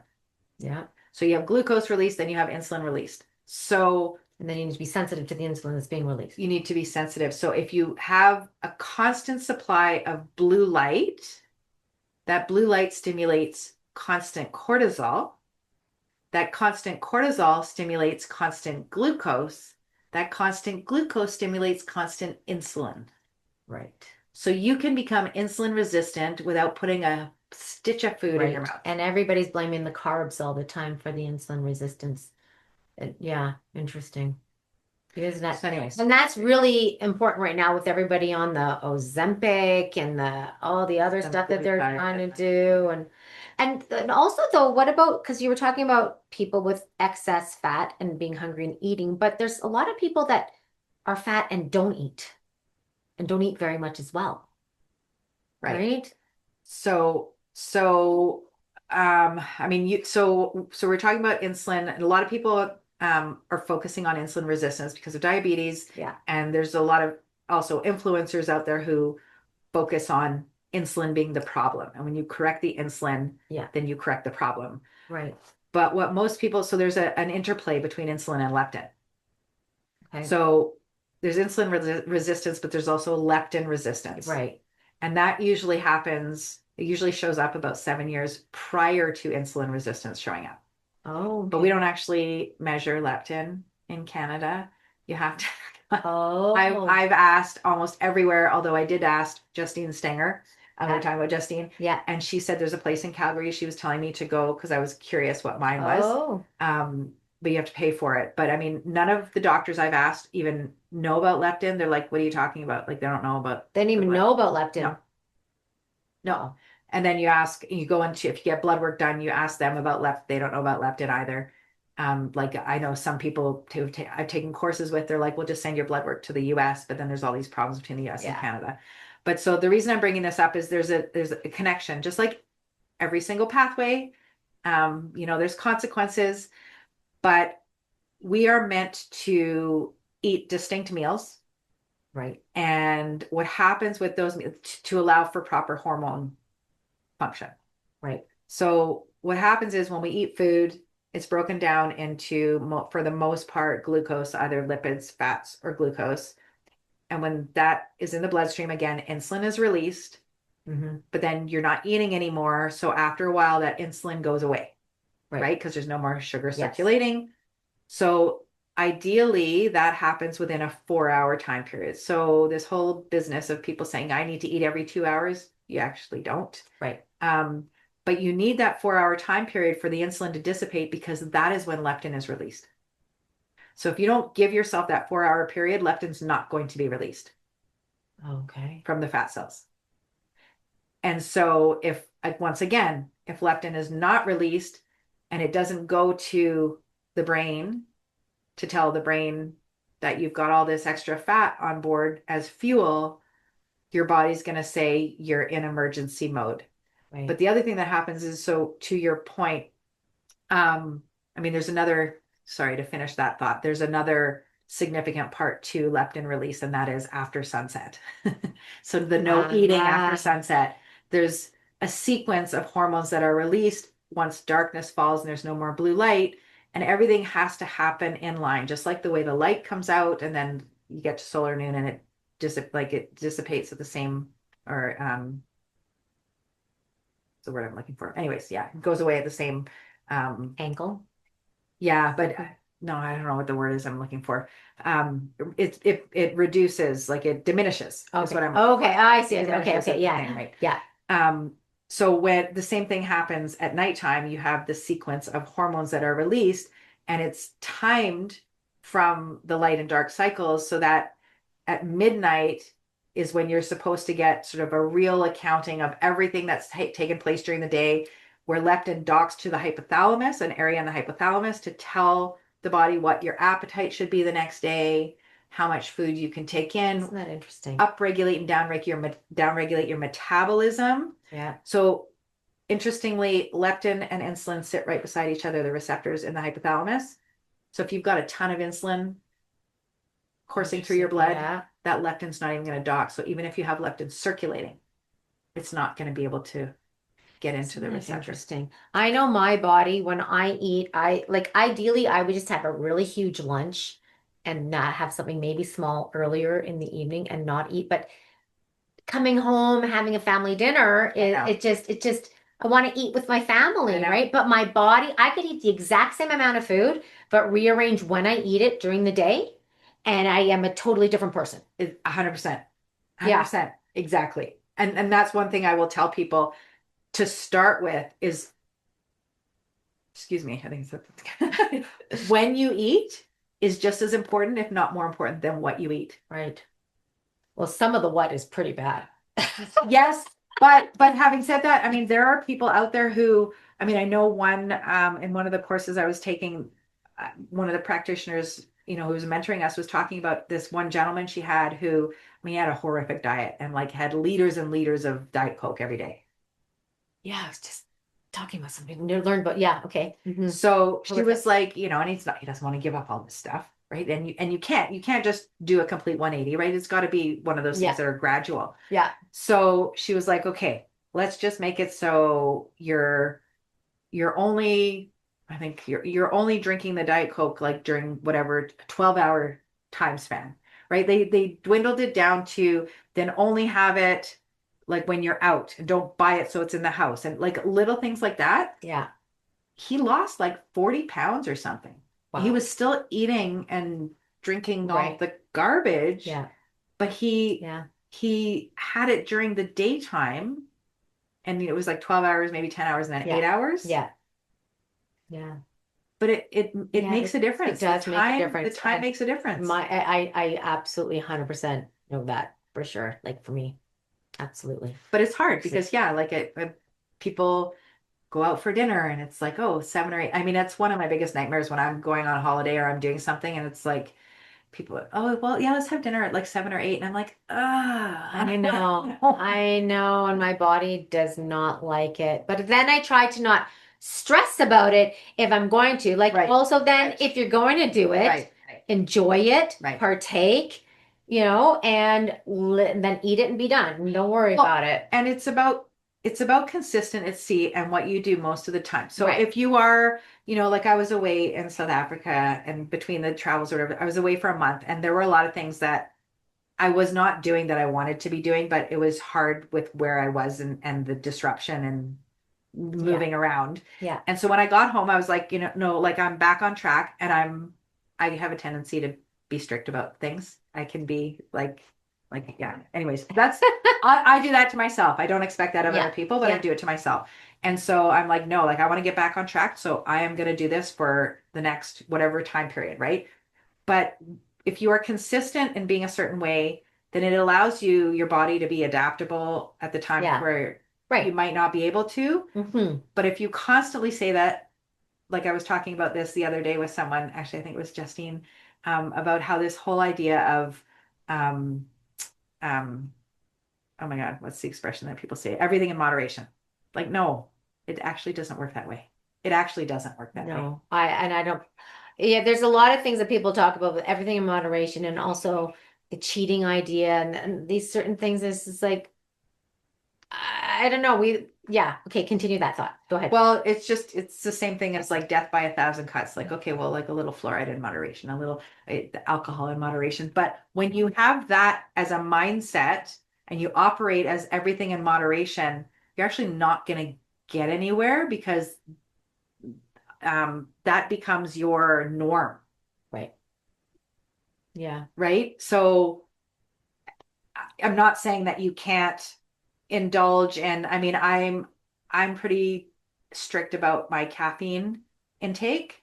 I Mhm. got off of it when I read Caffeine Blues and I started to learn a lot about caffeine. I know there's still a lot of controversy out there about it and people who just want to hold on to that and that there are some benefits and I'm not going to negate that. It's just I think that the harms of it outweigh, especially in our modern world Right. and the problem with it, with the mind control side of it. But I'm here in Calgary and the Light Cellar is like my favorite place in the world. And their cookie, which I don't eat cookies normally, but I eat a have cookie. a tallow cookie when you're at the light cellar. I just had one right. on Tuesday. Well, and they've got chocolate chunks in there. I'm like, okay, well, I've got, some caffeine in there. But so I'm not gonna be 100% strict 100% of the time. Yeah. But I'm pretty consistent so that when there is a time where I'm like, yeah, I want this cookie. Yeah, and there's quality, there's sourcing, there's also it's also the relationship to it, right? Yeah. Like a lot of people get up there and they're not human, so they say, and they can't function without their morning cup of coffee. Well, right. to look at. Right. Right? That's something to look at. Like, are you addicted? Did the chocolate choose you or are you choosing it? Like, what's choosing what? Who's choosing it? Is it choosing you? Like, there's also this huge that the relationship to the things, right? And addictions and things like that. Okay, so did you finish that thought? Because I still want to get back to Yes. what happened in 2 to 3 weeks and when you started living more circadian lifestyle and Okay, so what I did, and again, this is ironic because it was when I left my work in 2021 that my sleep started to get disrupted. So before you'd think for 30 years, like a completely messed up circadian lifestyle, right? Like being on call and then also with kids, just not getting sleep. Did you work night shift? Yeah, you had to do call. Yeah. Especially as an anesthesiologist, that doesn't go away. Okay. And you're up. Like you're not going home to sleep at night, which a lot of other specialties do. And so when people talk about call, it's like, no, as an anesthesiologist, you're in the hospital, you're working a good amount of time. Oh, okay. So yeah, when I left, my sleep started to get really, and I'm sure it was stress additive, right? Like I just walked away from my career. What am I going to do? Financially, I'm supporting, like, what am I going to do? Right. So anyways, I was able to go to sleep at night, but I would wake up like at midnight, 1, 2, 3, and I couldn't get back to sleep. So I just felt like I never slept. And it was obviously having, affecting me during the day. And I had an extreme amount of fatigue to the point of my eyes would be closing unbeknownst to me while driving. Oh, wow. And even during the day, like, because my kids were in high level sports where we go between cities, right? So it'd be like 4 hours of driving in one day. Okay. And so I would then load up on caffeine, even though I didn't like coffee, right? I would drink those stupid Starbucks caramel macchiatos because I'm like, I need somehow to stay awake, right? Chocolate, caffeine. I don't know. I'm not going to do amphetamines, but I had a lot of trouble, and I was like, I can't continue this. Then I come across Jack Cruz, starts talking about all these things, and I was like, huh. So I bought a pair of blue blocking glasses for nighttime. Not these ones. These ones are the yellow. These are the daytime ones, but my orange ones. And I started getting up, making a point of getting up and seeing sunrise. Those two things, 2 to 3 weeks, I had no energy slumps during the day and I was completely awake. Like energy, not a problem. My sleep hadn't corrected at that point. That was still a problem for me, which I was frustrated because almost everyone else who starts with blue blockers, their sleep, like within days, is better. But the sleep or the energy during the day was the biggest thing. I was starting to get some menopausal symptoms of hot flashes. Okay. And I mean, I don't know if I can contribute or attribute brain fog to, guys, I got sick in 2020 and I know that my cognitive function took a hit with whatever it was. And so that was something though that started to come back with just those two things, right? Wow. Sunrise and blocking blue light at night with the blue blockers. And I mean, I'm active. I'm always proactive about exercise and trying to make sure that I'm eating Yeah, properly. she's doing some good exercise on her page. Yeah. So just quickly about the morning light. So are you sun gazing? How long are you out there for? Are you Right. looking at this? Like what are you Yeah, good question. specifically? Yeah. So I just want to put out there also that it's regardless of weather, because some people say, "Oh, I don't get sun, so what's the point in getting outside?" No, snow, fog, sleet, storms, the Doesn't matter. important light rays come through to set your circadian rhythm, plus the red and the infrared, which is abundant from sunrise to sunset and deficient indoors. Right. Completely, which we could talk about as well, because that's super important. But it's also regardless of whether you've got the sun is being blocked by anything in terms of a structure, a building. I've had people say, well, the sun doesn't come up over the mountain until 2 hours later. Well, that doesn't matter, right? The mountain, trees, buildings, as long as the natural light, because natural light bends around structures. Right. Okay. So you want to get out. There's a time, again, I was talking about when ultraviolet A comes out. So sunrise light specifically is when the sun is at between 0 and 10 degrees above the horizon. That is when that blue light is key to starting the day. Ideally, you do want it to be right at sunrise, Right. but there's that window Okay. of time. And it's often, I mean, right now here, it's about an hour before ultraviolet A comes out because sunrise is like just after 7 here. And then UVA rise is just after 8 here right now. Okay. But it changes, right? Right. Because of the Earth's rotation. That's another. We're not going to chat about that. Yeah. Every time I start to say something, I'm like, oh my God, but that fucks. No, it's like question everything, folks. Everything. Yeah. So yeah, so that window. So you to set your circadian rhythm, Yeah. really you can set it in a minute or two. So if you don't have time, I mean, with this, the more natural light you can get in your life, the better your health is going to be. Yeah. So in this instance, more is better, but really to set it, a lot of people, their lives, you just can't change. Right. Modern life is not designed around getting the sun in on your. So that. And are you exposing eyes and body? Like, or I guess it's just more the eyes. So 95% of it goes through the eyes, but the Yeah. skin is important. So as skin exposure is also important. Yeah. But yeah, naked eyes. So no contact lenses, no glasses, unfiltered, not behind windows. A lot of people say, "Oh, I live in this beautiful circadian home because they've got a lot of windows." And I'm like, "Are those windows open?" Because you're filtering out the ultraviolet Most of the ultraviolet, One most of of the the red, one of the ultraviolets, isn't it? It's well, E. most of the B, but a good portion of the A Oh, also. okay, Yeah. okay. And red and infrared. So, Right. so not through windows. I mean, there is importance.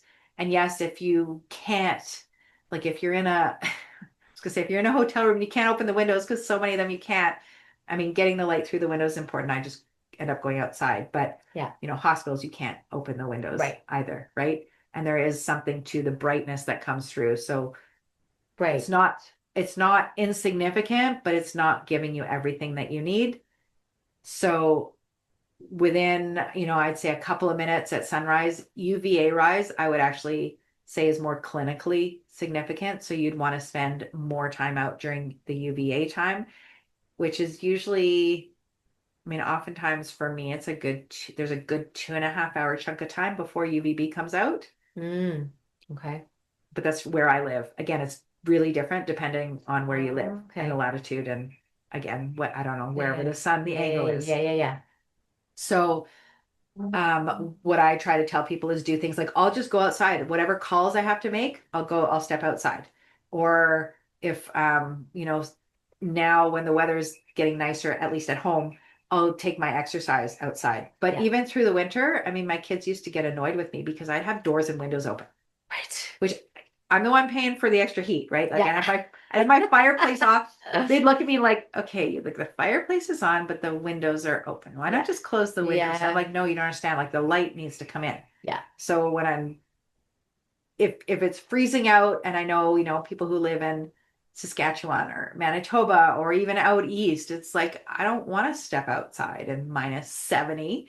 Well, oftentimes what I do is literally I will open my door to my patio and I'll stand at the door so that the light Yeah. is coming in. Right.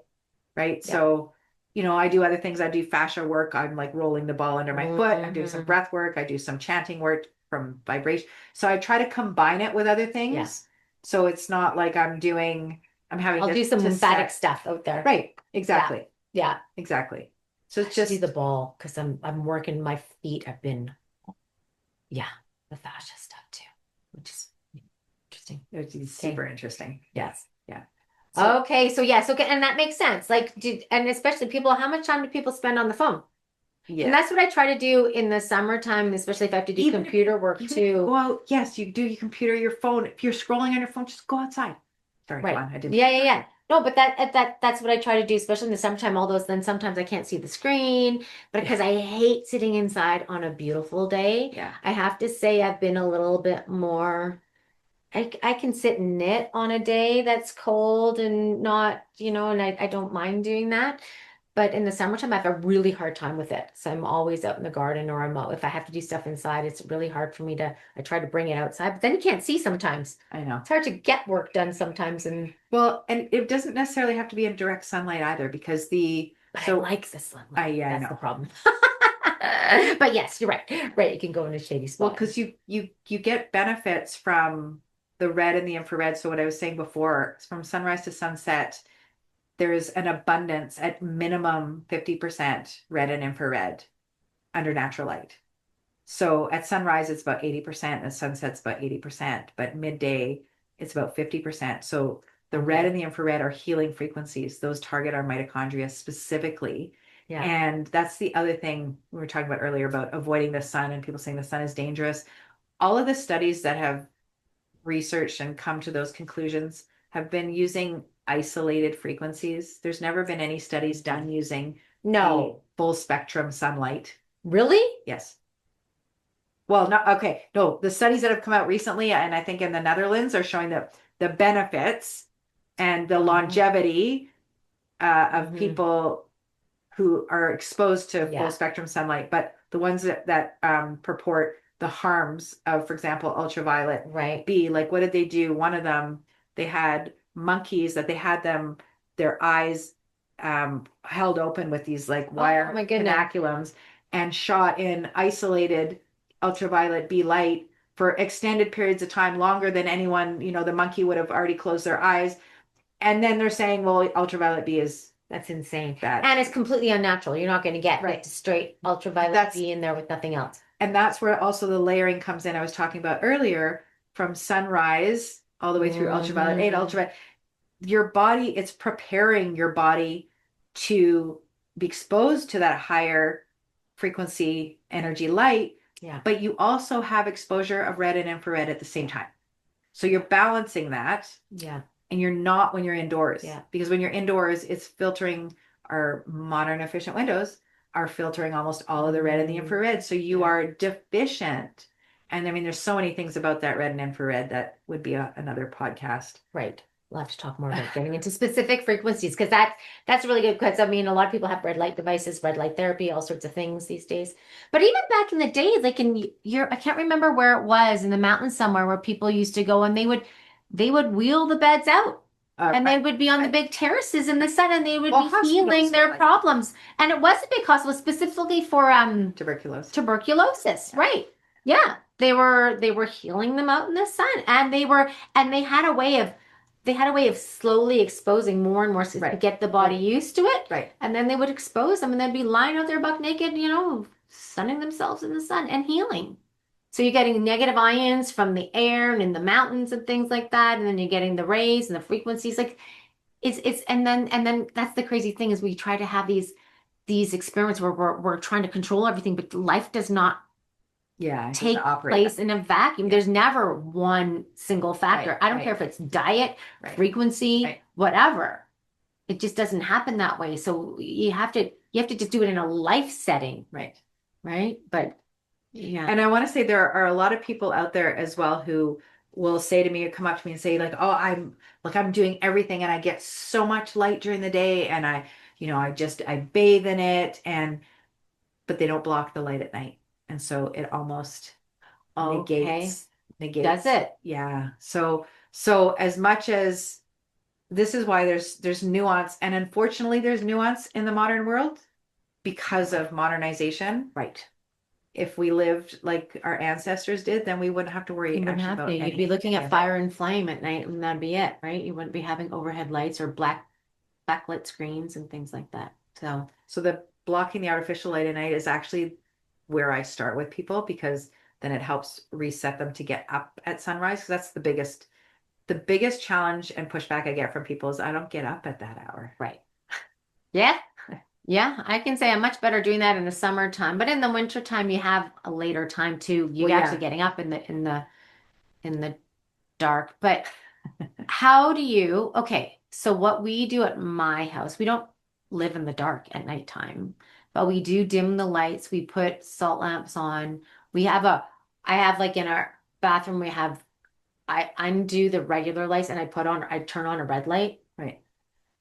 And I have my blue light blocking glasses, which I'm not always perfect at putting on, I have to say. But how do you recommend people take out the artificial light in their homes when they're still up and at 'em and doing things? Well, so that's where I say the blue blocking glasses are the easiest place to start because they're on your face, so it doesn't matter what's going on in your environment. At least you have a bit of control over it all the time. Because yeah, I mean, I started changing out light bulbs in my house, like everything was red. Everything's red after Yeah. dark. Yeah. And initially the kids Is that were what like, it is "What now? on earth is yeah, Yeah, okay. yeah." I mean, Mhm. I've got some incandescents, Mhm. right? But it's mostly red bulbs. I've got, there are special companies that do these amazing red lights so you can travel. Like I've got a little travel, I didn't bring it here, but a little travel lamp. So, when you go to other people's houses who are not aligned with that, Mhm. it's harder. Mhm. Or you go, if you're staying in a hotel, right? You can't even just change out the bulbs. I just don't have the lights on and I use what I bring. But you can still function. It's amazing how you can actually get accustomed to it because now I'm used to it being just darker and I just don't do as much at night, which is what it's supposed to happen. Which is supposed to happen. Right? It's true. Yeah. And then you get used to it because then when you're exposed to the brightness, like if I'm at a conference or something and I'm just like, oh my God, I can't, like it's so stimulating. Yeah. It's not what my body is then used to. But again, for people that want to continue to work at night or do things, I mean, there are things like on your computer, if you need to work after sunset, there's a software program called Iris Tech. You can change the lighting on your computer, your phone. You can turn your phone screen red, right? I had initially with, again, like I was saying, the kids were like, what on earth is happening here? Like it's a red light house. And they were like, didn't their friends were like, what's happening at your house? Because they take pictures. But now it's like, cool. Now everyone's like, oh, can you show me how to turn your phone red? And, so it's become yeah. Blue light blocking glasses, not all are created equal. Right. Thank you for bringing that up. So what do you recommend? So don't wear the clear ones. So some of the research out there, you get from people, okay, well, the research says that they actually don't do anything. Well, the research was tested using clear lensed blue blocking glasses, which don't block the frequency that comes off all of our LED lighting and computers. And okay, so the clear ones they don't work, but that's where the research was done. So you need at least the yellow tinted, or there's like a gray tinted one from one of the companies, Lucia Eyes. Okay. I do have on my website, I've got a products recommendation page where I have a bunch of things. So these particular ones I'm wearing are Viva Rays. I know the inventor and he was an engineer before, and like I know him personally and his values and everything. So, and I trust him. Yeah. But these ones are amazing because they've got a clip, right? So are those prescription glasses underneath? These ones are prescription. Oh, okay. And these particular lenses let the 50% of the UV light through. Okay, because people will say, well, during the day, do you have to block it during the day? Right. So if you're under natural light, then you don't want to block the blue, and the blue signal is what tells us it's daytime. So you don't want to 100% block the blue. Yeah. So, I don't have it with me. It's my purse. I was going to show you the orange lenses. Like there's another clip orange, and then there's a red one. So the yellow ones, they actually harmonize the blue. So if we've got, and I'm sure your lighting's different, but we've got this big blue light here in front of us and the computer screen. So, and like I said before, granted, you have the windows open. So if someone doesn't have the windows open, we've got all of this excess blue indoors where we wouldn't have. So you're actually getting an overabundance of blue. So you want to mitigate the blue if you're in front of technology or you're under LED lighting where you don't have any windows open. Okay. So when I go into a store, I put these on. Okay. When it's also based on how you feel, because everyone's body is different, right? Like if I'm sitting in front of my computer, I've got my Iris Tech software on my computer. I've got windows and doors open. I've got a red light panel beside me just to add an extra red and infrared to balance the extra blue. Plus I've got my blue blocking glasses on. So I can be a little, but some people don't wear the blue blocking glasses. Yeah. If I take my computer outside, you don't want to have them on. Right. Because you're going to be. Because you're probably bathed more in that than you are from. Right. Yeah. Exactly. So then after sunset, so that's also interesting because I see a lot of people during the day wearing the orange ones, which if you're extremely sensitive and that makes you feel better, but the orange block 100% of the blue. Yeah. So they're going to tell your body that it's your brain and body, it's nighttime. Right. So, and as a side note, that's also what sunglasses do, which confuse your cells, which is why you don't want to wear sunglasses. And a lot of people say, well, my eyes are super sensitive. Well, if you start to expose yourself to the light, like I was talking about at sunrise, just that initial steps, even if it's just the little bit at the beginning, your eyes won't be so sensitive afterwards. Yeah, I try not to as much as possible. The sunglasses to not wear them, especially having bangs helps actually. And when I'm working in my garden all day, which I will be soon, I don't, but I have to say when I'm out and about, I squint, it's vanity. I squint so much and then I get wrinkled. And it's vanity. It's like, oh, I just have to, because I'm really conscious to try to not squint so I can get used to it. But then I forget and it's like, oh. Well, and two caveats are if you're on the water all day or if you're on a glacier skiing for sites. Yeah. Like it was so bright shoveling the other day. Tim comes in from shoveling like 3 times and he's like, oh, the first time, actually a week before you came, it snowed like last week as well. And it was blinding with that sun on the reflecting off the snow. So yeah, because it can do damage in that regard, right? It can. Yes, it absolutely can. For sure. Yeah. Oh my goodness. But I know we didn't even touch on, where I've gone since then, because that's a whole, there's so much more, but that's how I ended up coming across these patches. Right. So the original Because like, phototherapy is the sun. But yes, now let's start. So let's see, where are we at here? Okay, we better start. Okay, let's talk about let's finish up. We're gonna have to do another one because there's so many good things to talk about here. This is so great. But yeah, let's talk about so this is what well, I've got one here and I've got one here. The Lifewave patches. I've done a couple interviews, episode 97 with Darlene Green and 101 with Tina Coulter. Two excellent interviews to help you understand the power of these patches. And now knowing from Rachel all the stuff that she knows about light, let's find from you what attracted you to this and how do you feel about the Lifewave and what's it doing for you? Because you have a really good story with your mom. yes, I That's a do. really, yeah. Yeah. Okay, so let's talk. How'd you get into Lifewave? Yes. So Lifewave, through this community that I'm learning all about light, is basically how I was introduced to it initially. But because I'm human, and the person that I heard about it from, I was not particularly fond of, so I actually just dismissed it. And then it was a year later that came around. I was working with someone, I was doing some trauma work because that's another thing that I got certified in. And I was working with her online. I knew her, I trusted her. She found me through Jason Christoph's group, so completely like-minded. And we were doing work monthly, and then she had a lot of really terrible stuff happen in her life and took a little bit of a break. And we got back to work and we got on a Zoom. And I looked at her and I said, please don't take this the wrong way. Like, horrible stuff happened in her life. She was like radiating this beautiful light and she was glowing. And I looked at her, I said, you should look like a train just ran over you. And I said, you look phenomenal. I said, what are you Yeah. doing? She said, I've been using these patches. And I said, okay, that's it. I got to Yeah. investigate. Uh-huh. So I started investigating. I was going to purchase them from her, but she ended up canceling her account because she wanted to be with somebody else. And so she had to wait some time. Okay. And so that's where Beth and I had become friends through Jason Christoph's group and another group. And I said to Beth, I was like, hey, like these patches, I got to order them. And she said, oh, someone else has been trying to get me to look at them.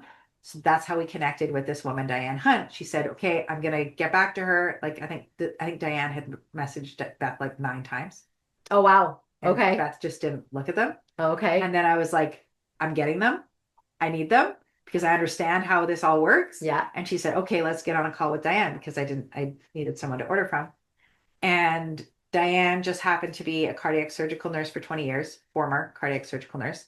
So the timing was just divine because my mom's health was declining to the point where her doctors were talking about heart surgery. So having spent 25 years in the operating room, 30 years in the medical system, seeing what I saw and just the potential for complications, I was like, anything we could do to avoid that, Yeah. we're going to do.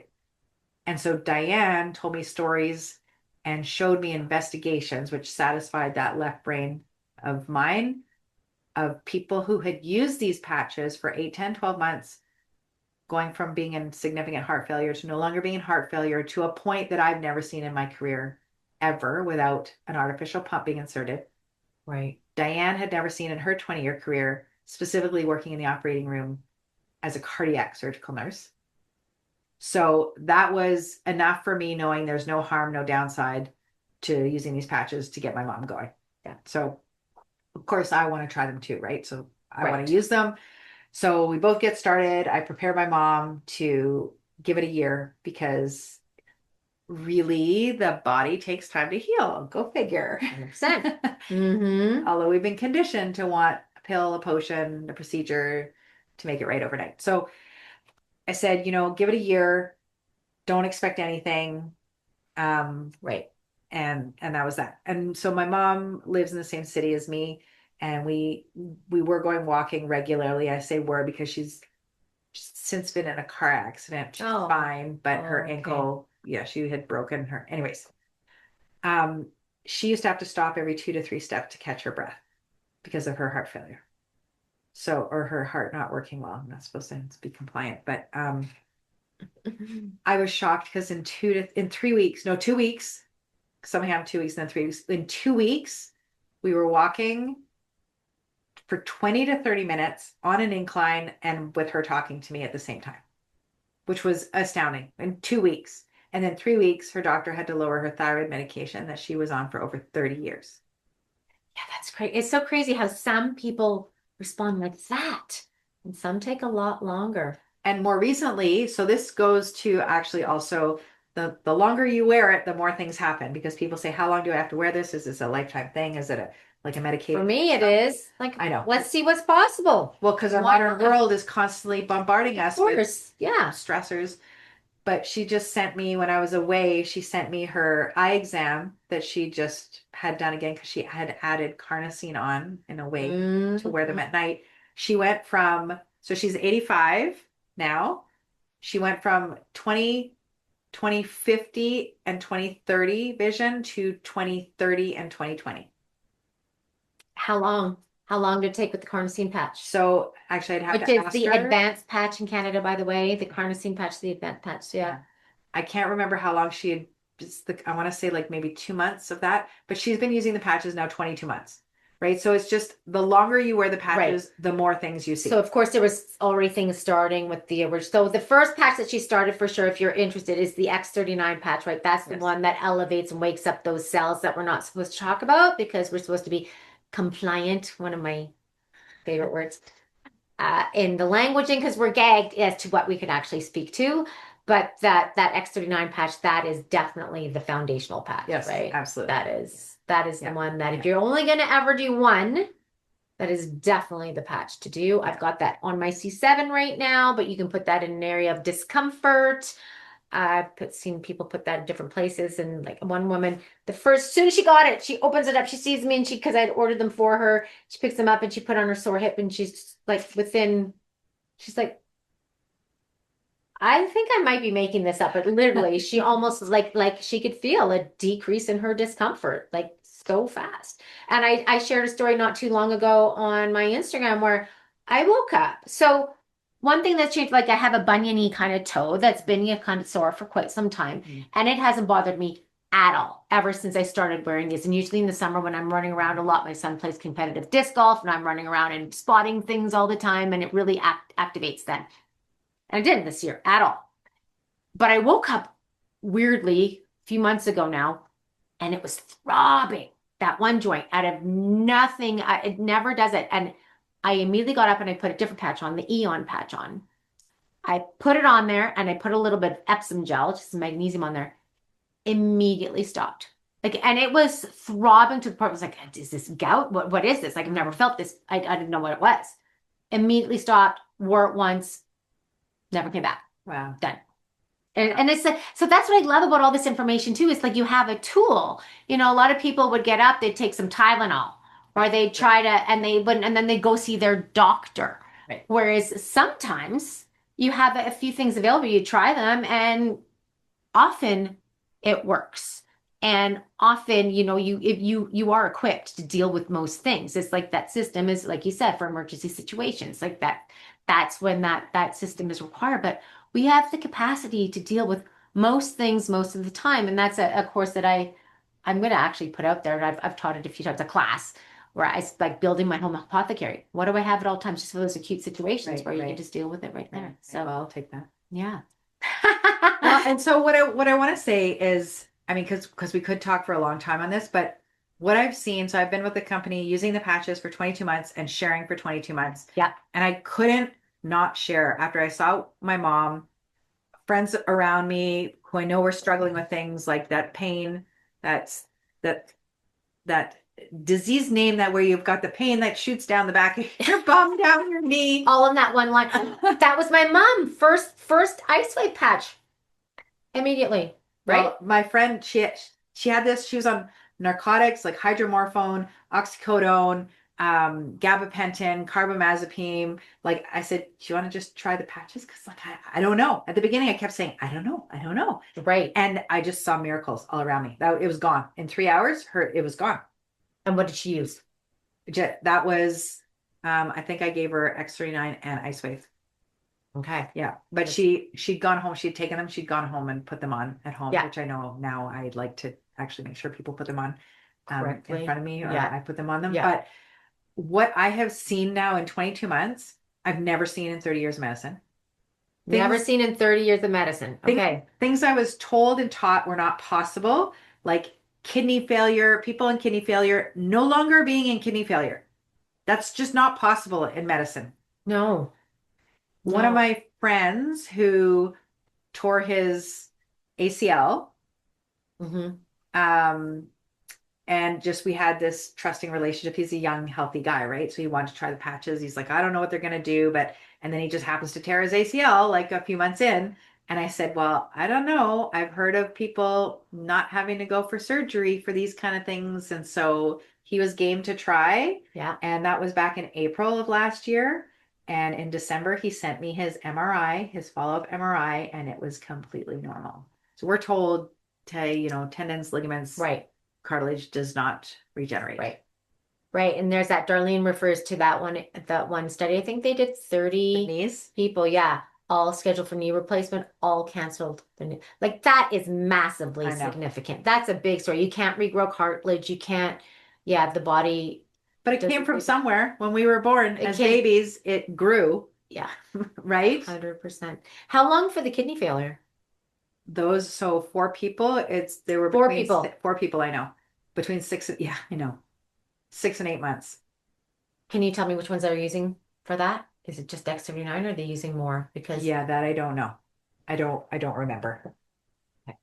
but at minimum, the X39. Yeah. Not more. Wow. And these people all of them did not feel anything. So a lot of times people will say, oh, Like I don't as they think got it's better. Yeah, yeah, they didn't. Right. They would have Okay. stopped. They would have said these patches aren't doing anything because I don't feel anything. Right. But because they were in kidney failure, they obviously would have to have been followed by a specialist who that's the person that told them they were no longer in kidney failure. So are they testing GFR numbers for that, or what do you know what That's one of them. That's one of them. Yeah. There's a bunch that they do.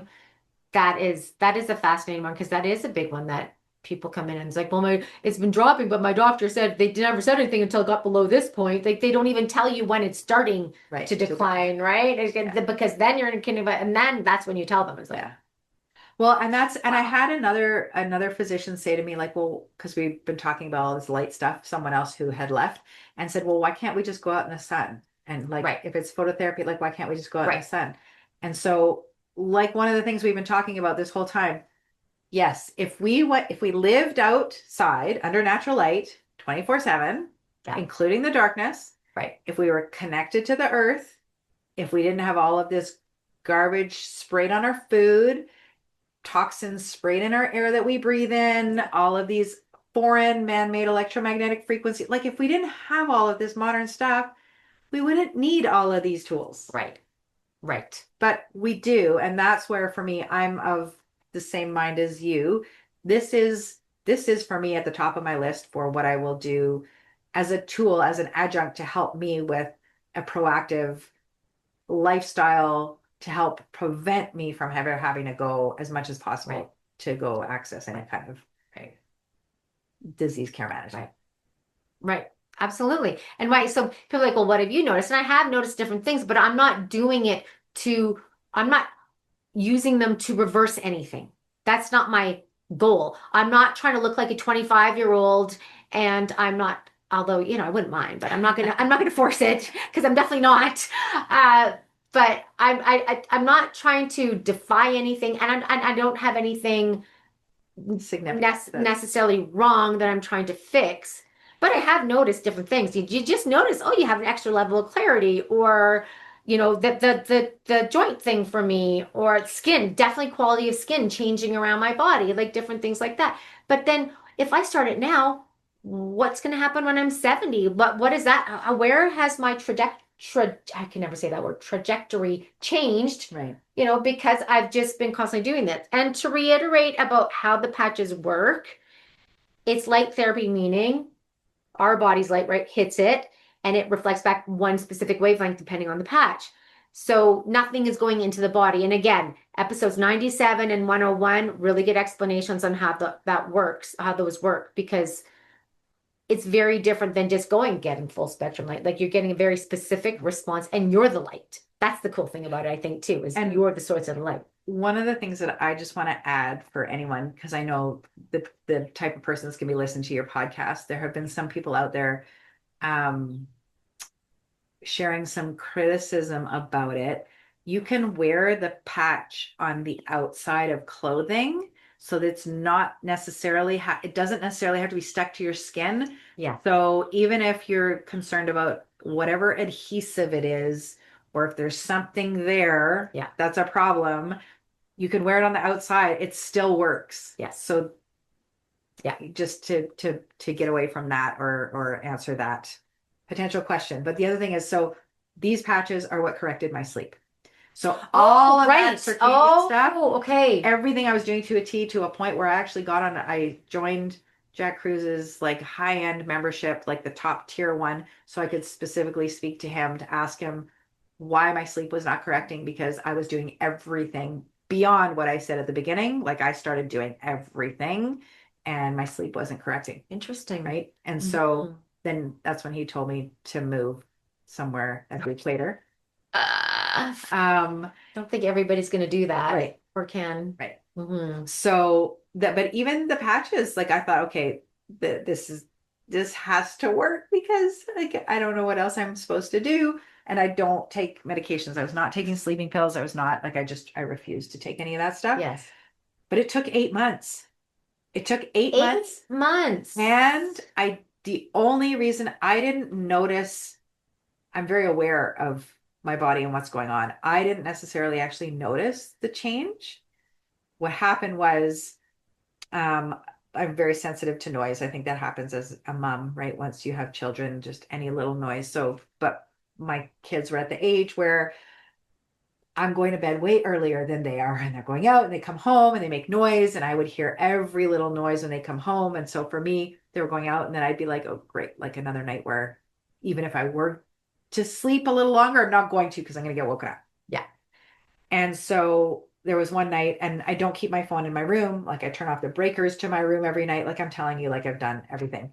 And so when I don't hear, if I wake up and I haven't heard the kids come home, because my daughter would either sleep at someone else's, and sometimes I wouldn't know about it. I just, you just want to know where your kids are.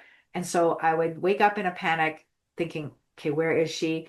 I go to my phone. I'm either texting or phoning. And one time I was like, where are you? Because she didn't tell me that she was going somewhere else or staying out later or whatever. Yeah.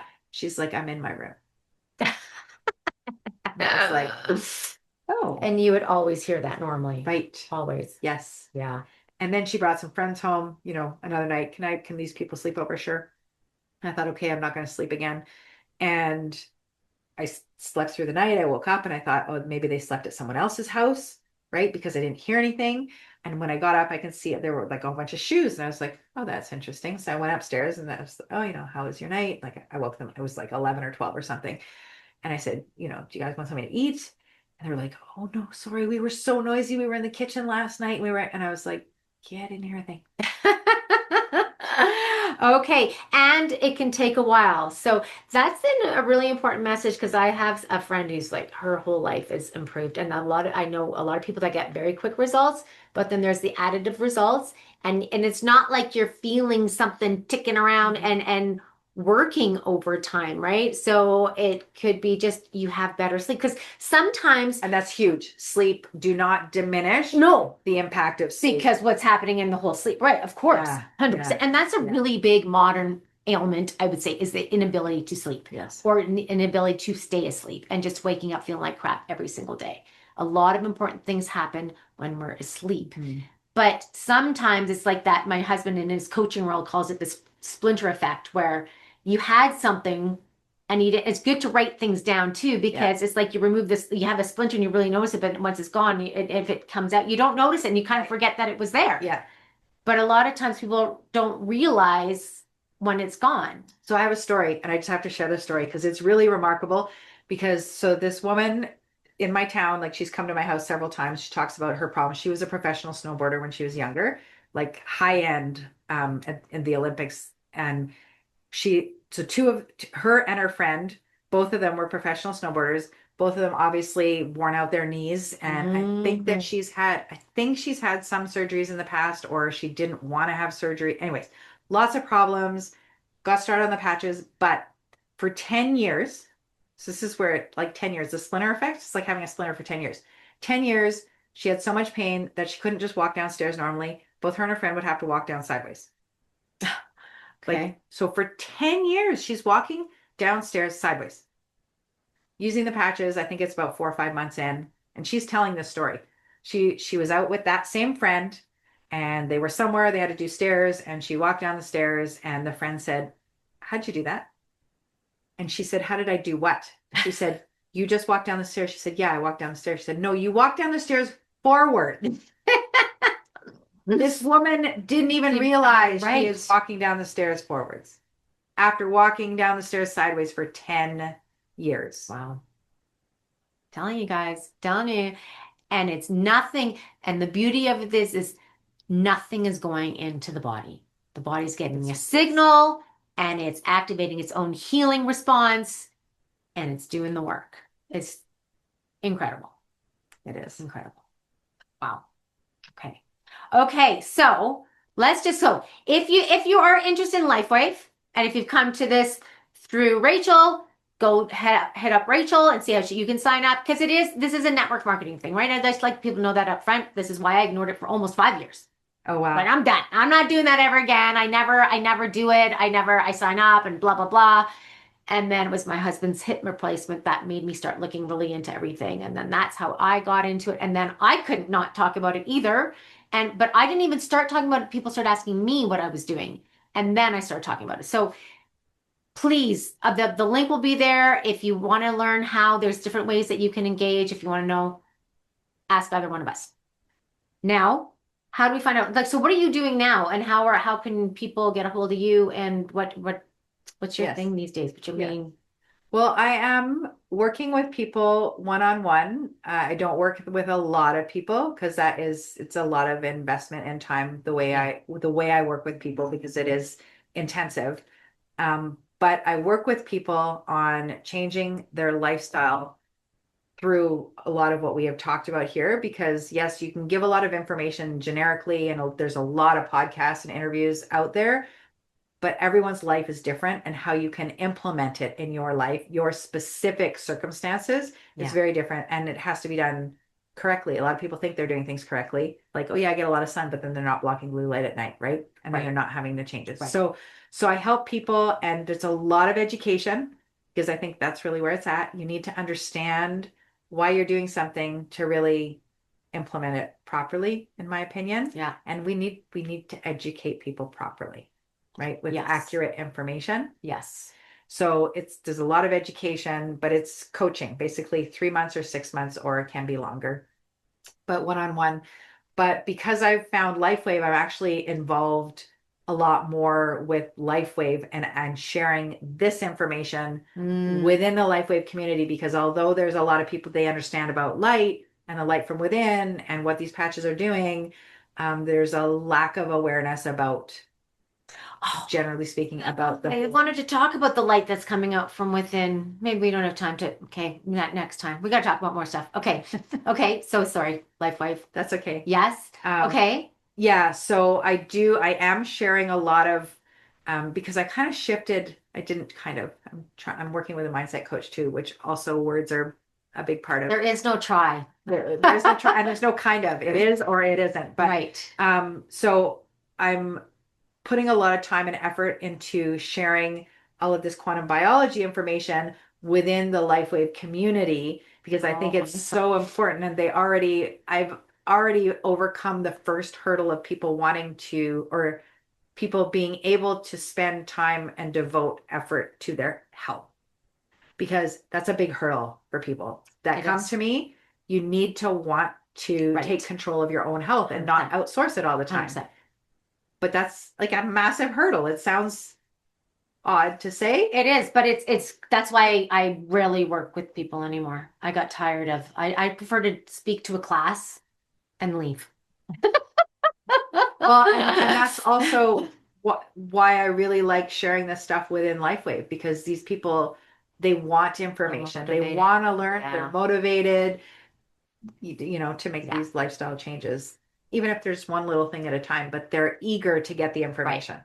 And that's fun. And it's so rewarding. It's so rewarding for you to see them. And it's so great to see people own it and do it and change their lives. Yes.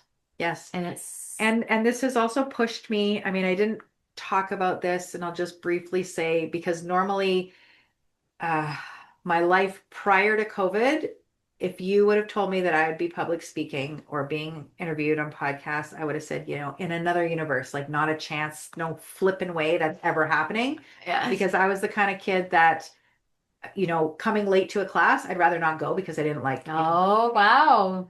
And so something happened. It was Christmas of 2021. I was asked to speak publicly on, and anyways, I ended up doing it, even though I was terrified. Um, that really was the launch for me to understand that people, even if it's one person that I'm speaking to, people are so, they feel so validated when they hear someone, especially a physician, talking about things that they're feeling and that they're maybe getting criticized for elsewhere, or generally speaking. And so I just started to realize that my voice meant something. Everyone's voice means something, but what I have to know, or what I know, I have to share. Right. And so I just started speaking more. And so now Lifewave's also given me another opportunity for public speaking, Yes. which is really stretching me and pushing me even more out of my comfort zone, like public speaking on Zooms in front of 1,000 people, publicly in front of hundreds. Awesome. Love it. And so, yeah, so it's just a lot of, it's become exciting. Like, so for me, like coming to talk to you, like this is my friend where I'm staying. She's like, are you kind of nervous? And kind of, see, I still do that, but are you nervous? And I said, no, like I'm excited. Totally. And this is fun. This is totally fun. That's awesome. So people can find you. What's your website? Yes, my website is, so my name, Rachel Maurice, MD.com. It's MAURICE, and it's RACHEL, not AEL. RachelMauriceMD.com. And I'm on Instagram, Rachel_Maurice_MD, and Facebook, just Rachel Maurice. Okay. So I'll have all the links in the show notes for sure. So check her out. She's got some really good little clips on Instagram. Check out her website because she's got so much to share, and it's only growing. It's only going to get better, right? So yeah, that's super fun. Thank you. I look forward to doing more because there's more to talk about. Right? There's more to talk about, but this light thing, I think it's a really big thing that I haven't done. I don't know if I haven't done any dedicated, but that's a really big thing because modern life basically is the opposite. And so that's the thing, is it's so easy to figure out what we're supposed to do these days. Often you just do the opposite of what modern life is kind of dictating, or what the mainstream is dictating. Yeah. Where you're kind of told indirectly that just do, or when people think, oh, it's too much and they don't want to study it and they don't want to know it. I think we just have to go back to the way we had to do things because that's what was grown and harvested. Yeah. That's the light of the day. This is how we lived our lives. We don't have to study it to this degree to benefit and make meaningful changes in our life. Yeah. And they're simple. They're not always easy, but they are very simple. Right. And modern life has just taken us away from our connection with nature. So if we get back to reconnecting with nature, which again sounds odd to say, that some people might not know what that means or what that even looks like, that's where the teaching part comes in. What exactly does that look like? Right. Like we've gotten away, just our rubber-soled shoes, right? 100%. Disconnected us from here. We're insulated all the time. Bare feet on the ground, sunglasses off. It's just, and you don't have to live in the middle of the wilderness too, right? Because not everywhere, like you said, you have a balcony or a window you can open in the morning. Start there, right? Yeah. Okay, and yeah, that's the thing, and I love that. And when you mentioned it, and it's what Jason Christoph said, it says it's progress, not perfection. Absolutely, because a lot of people, they can't do it right away. They just won't do it. That's not what it's about. Nobody does it right all the time. Nobody's 100%. You can become paralyzed. Like it'll paralyze you. Just like me starting clearing out my house. Right. But you did it. You started. Okay. Well, Rachel, I think that was awesome. Thank you so much. I had a lot of fun. Yes. I know this is going to mean a lot to a lot of people and impact a lot of people. So again, like, subscribe, share the podcast. I really, really appreciate you. I love hearing from you.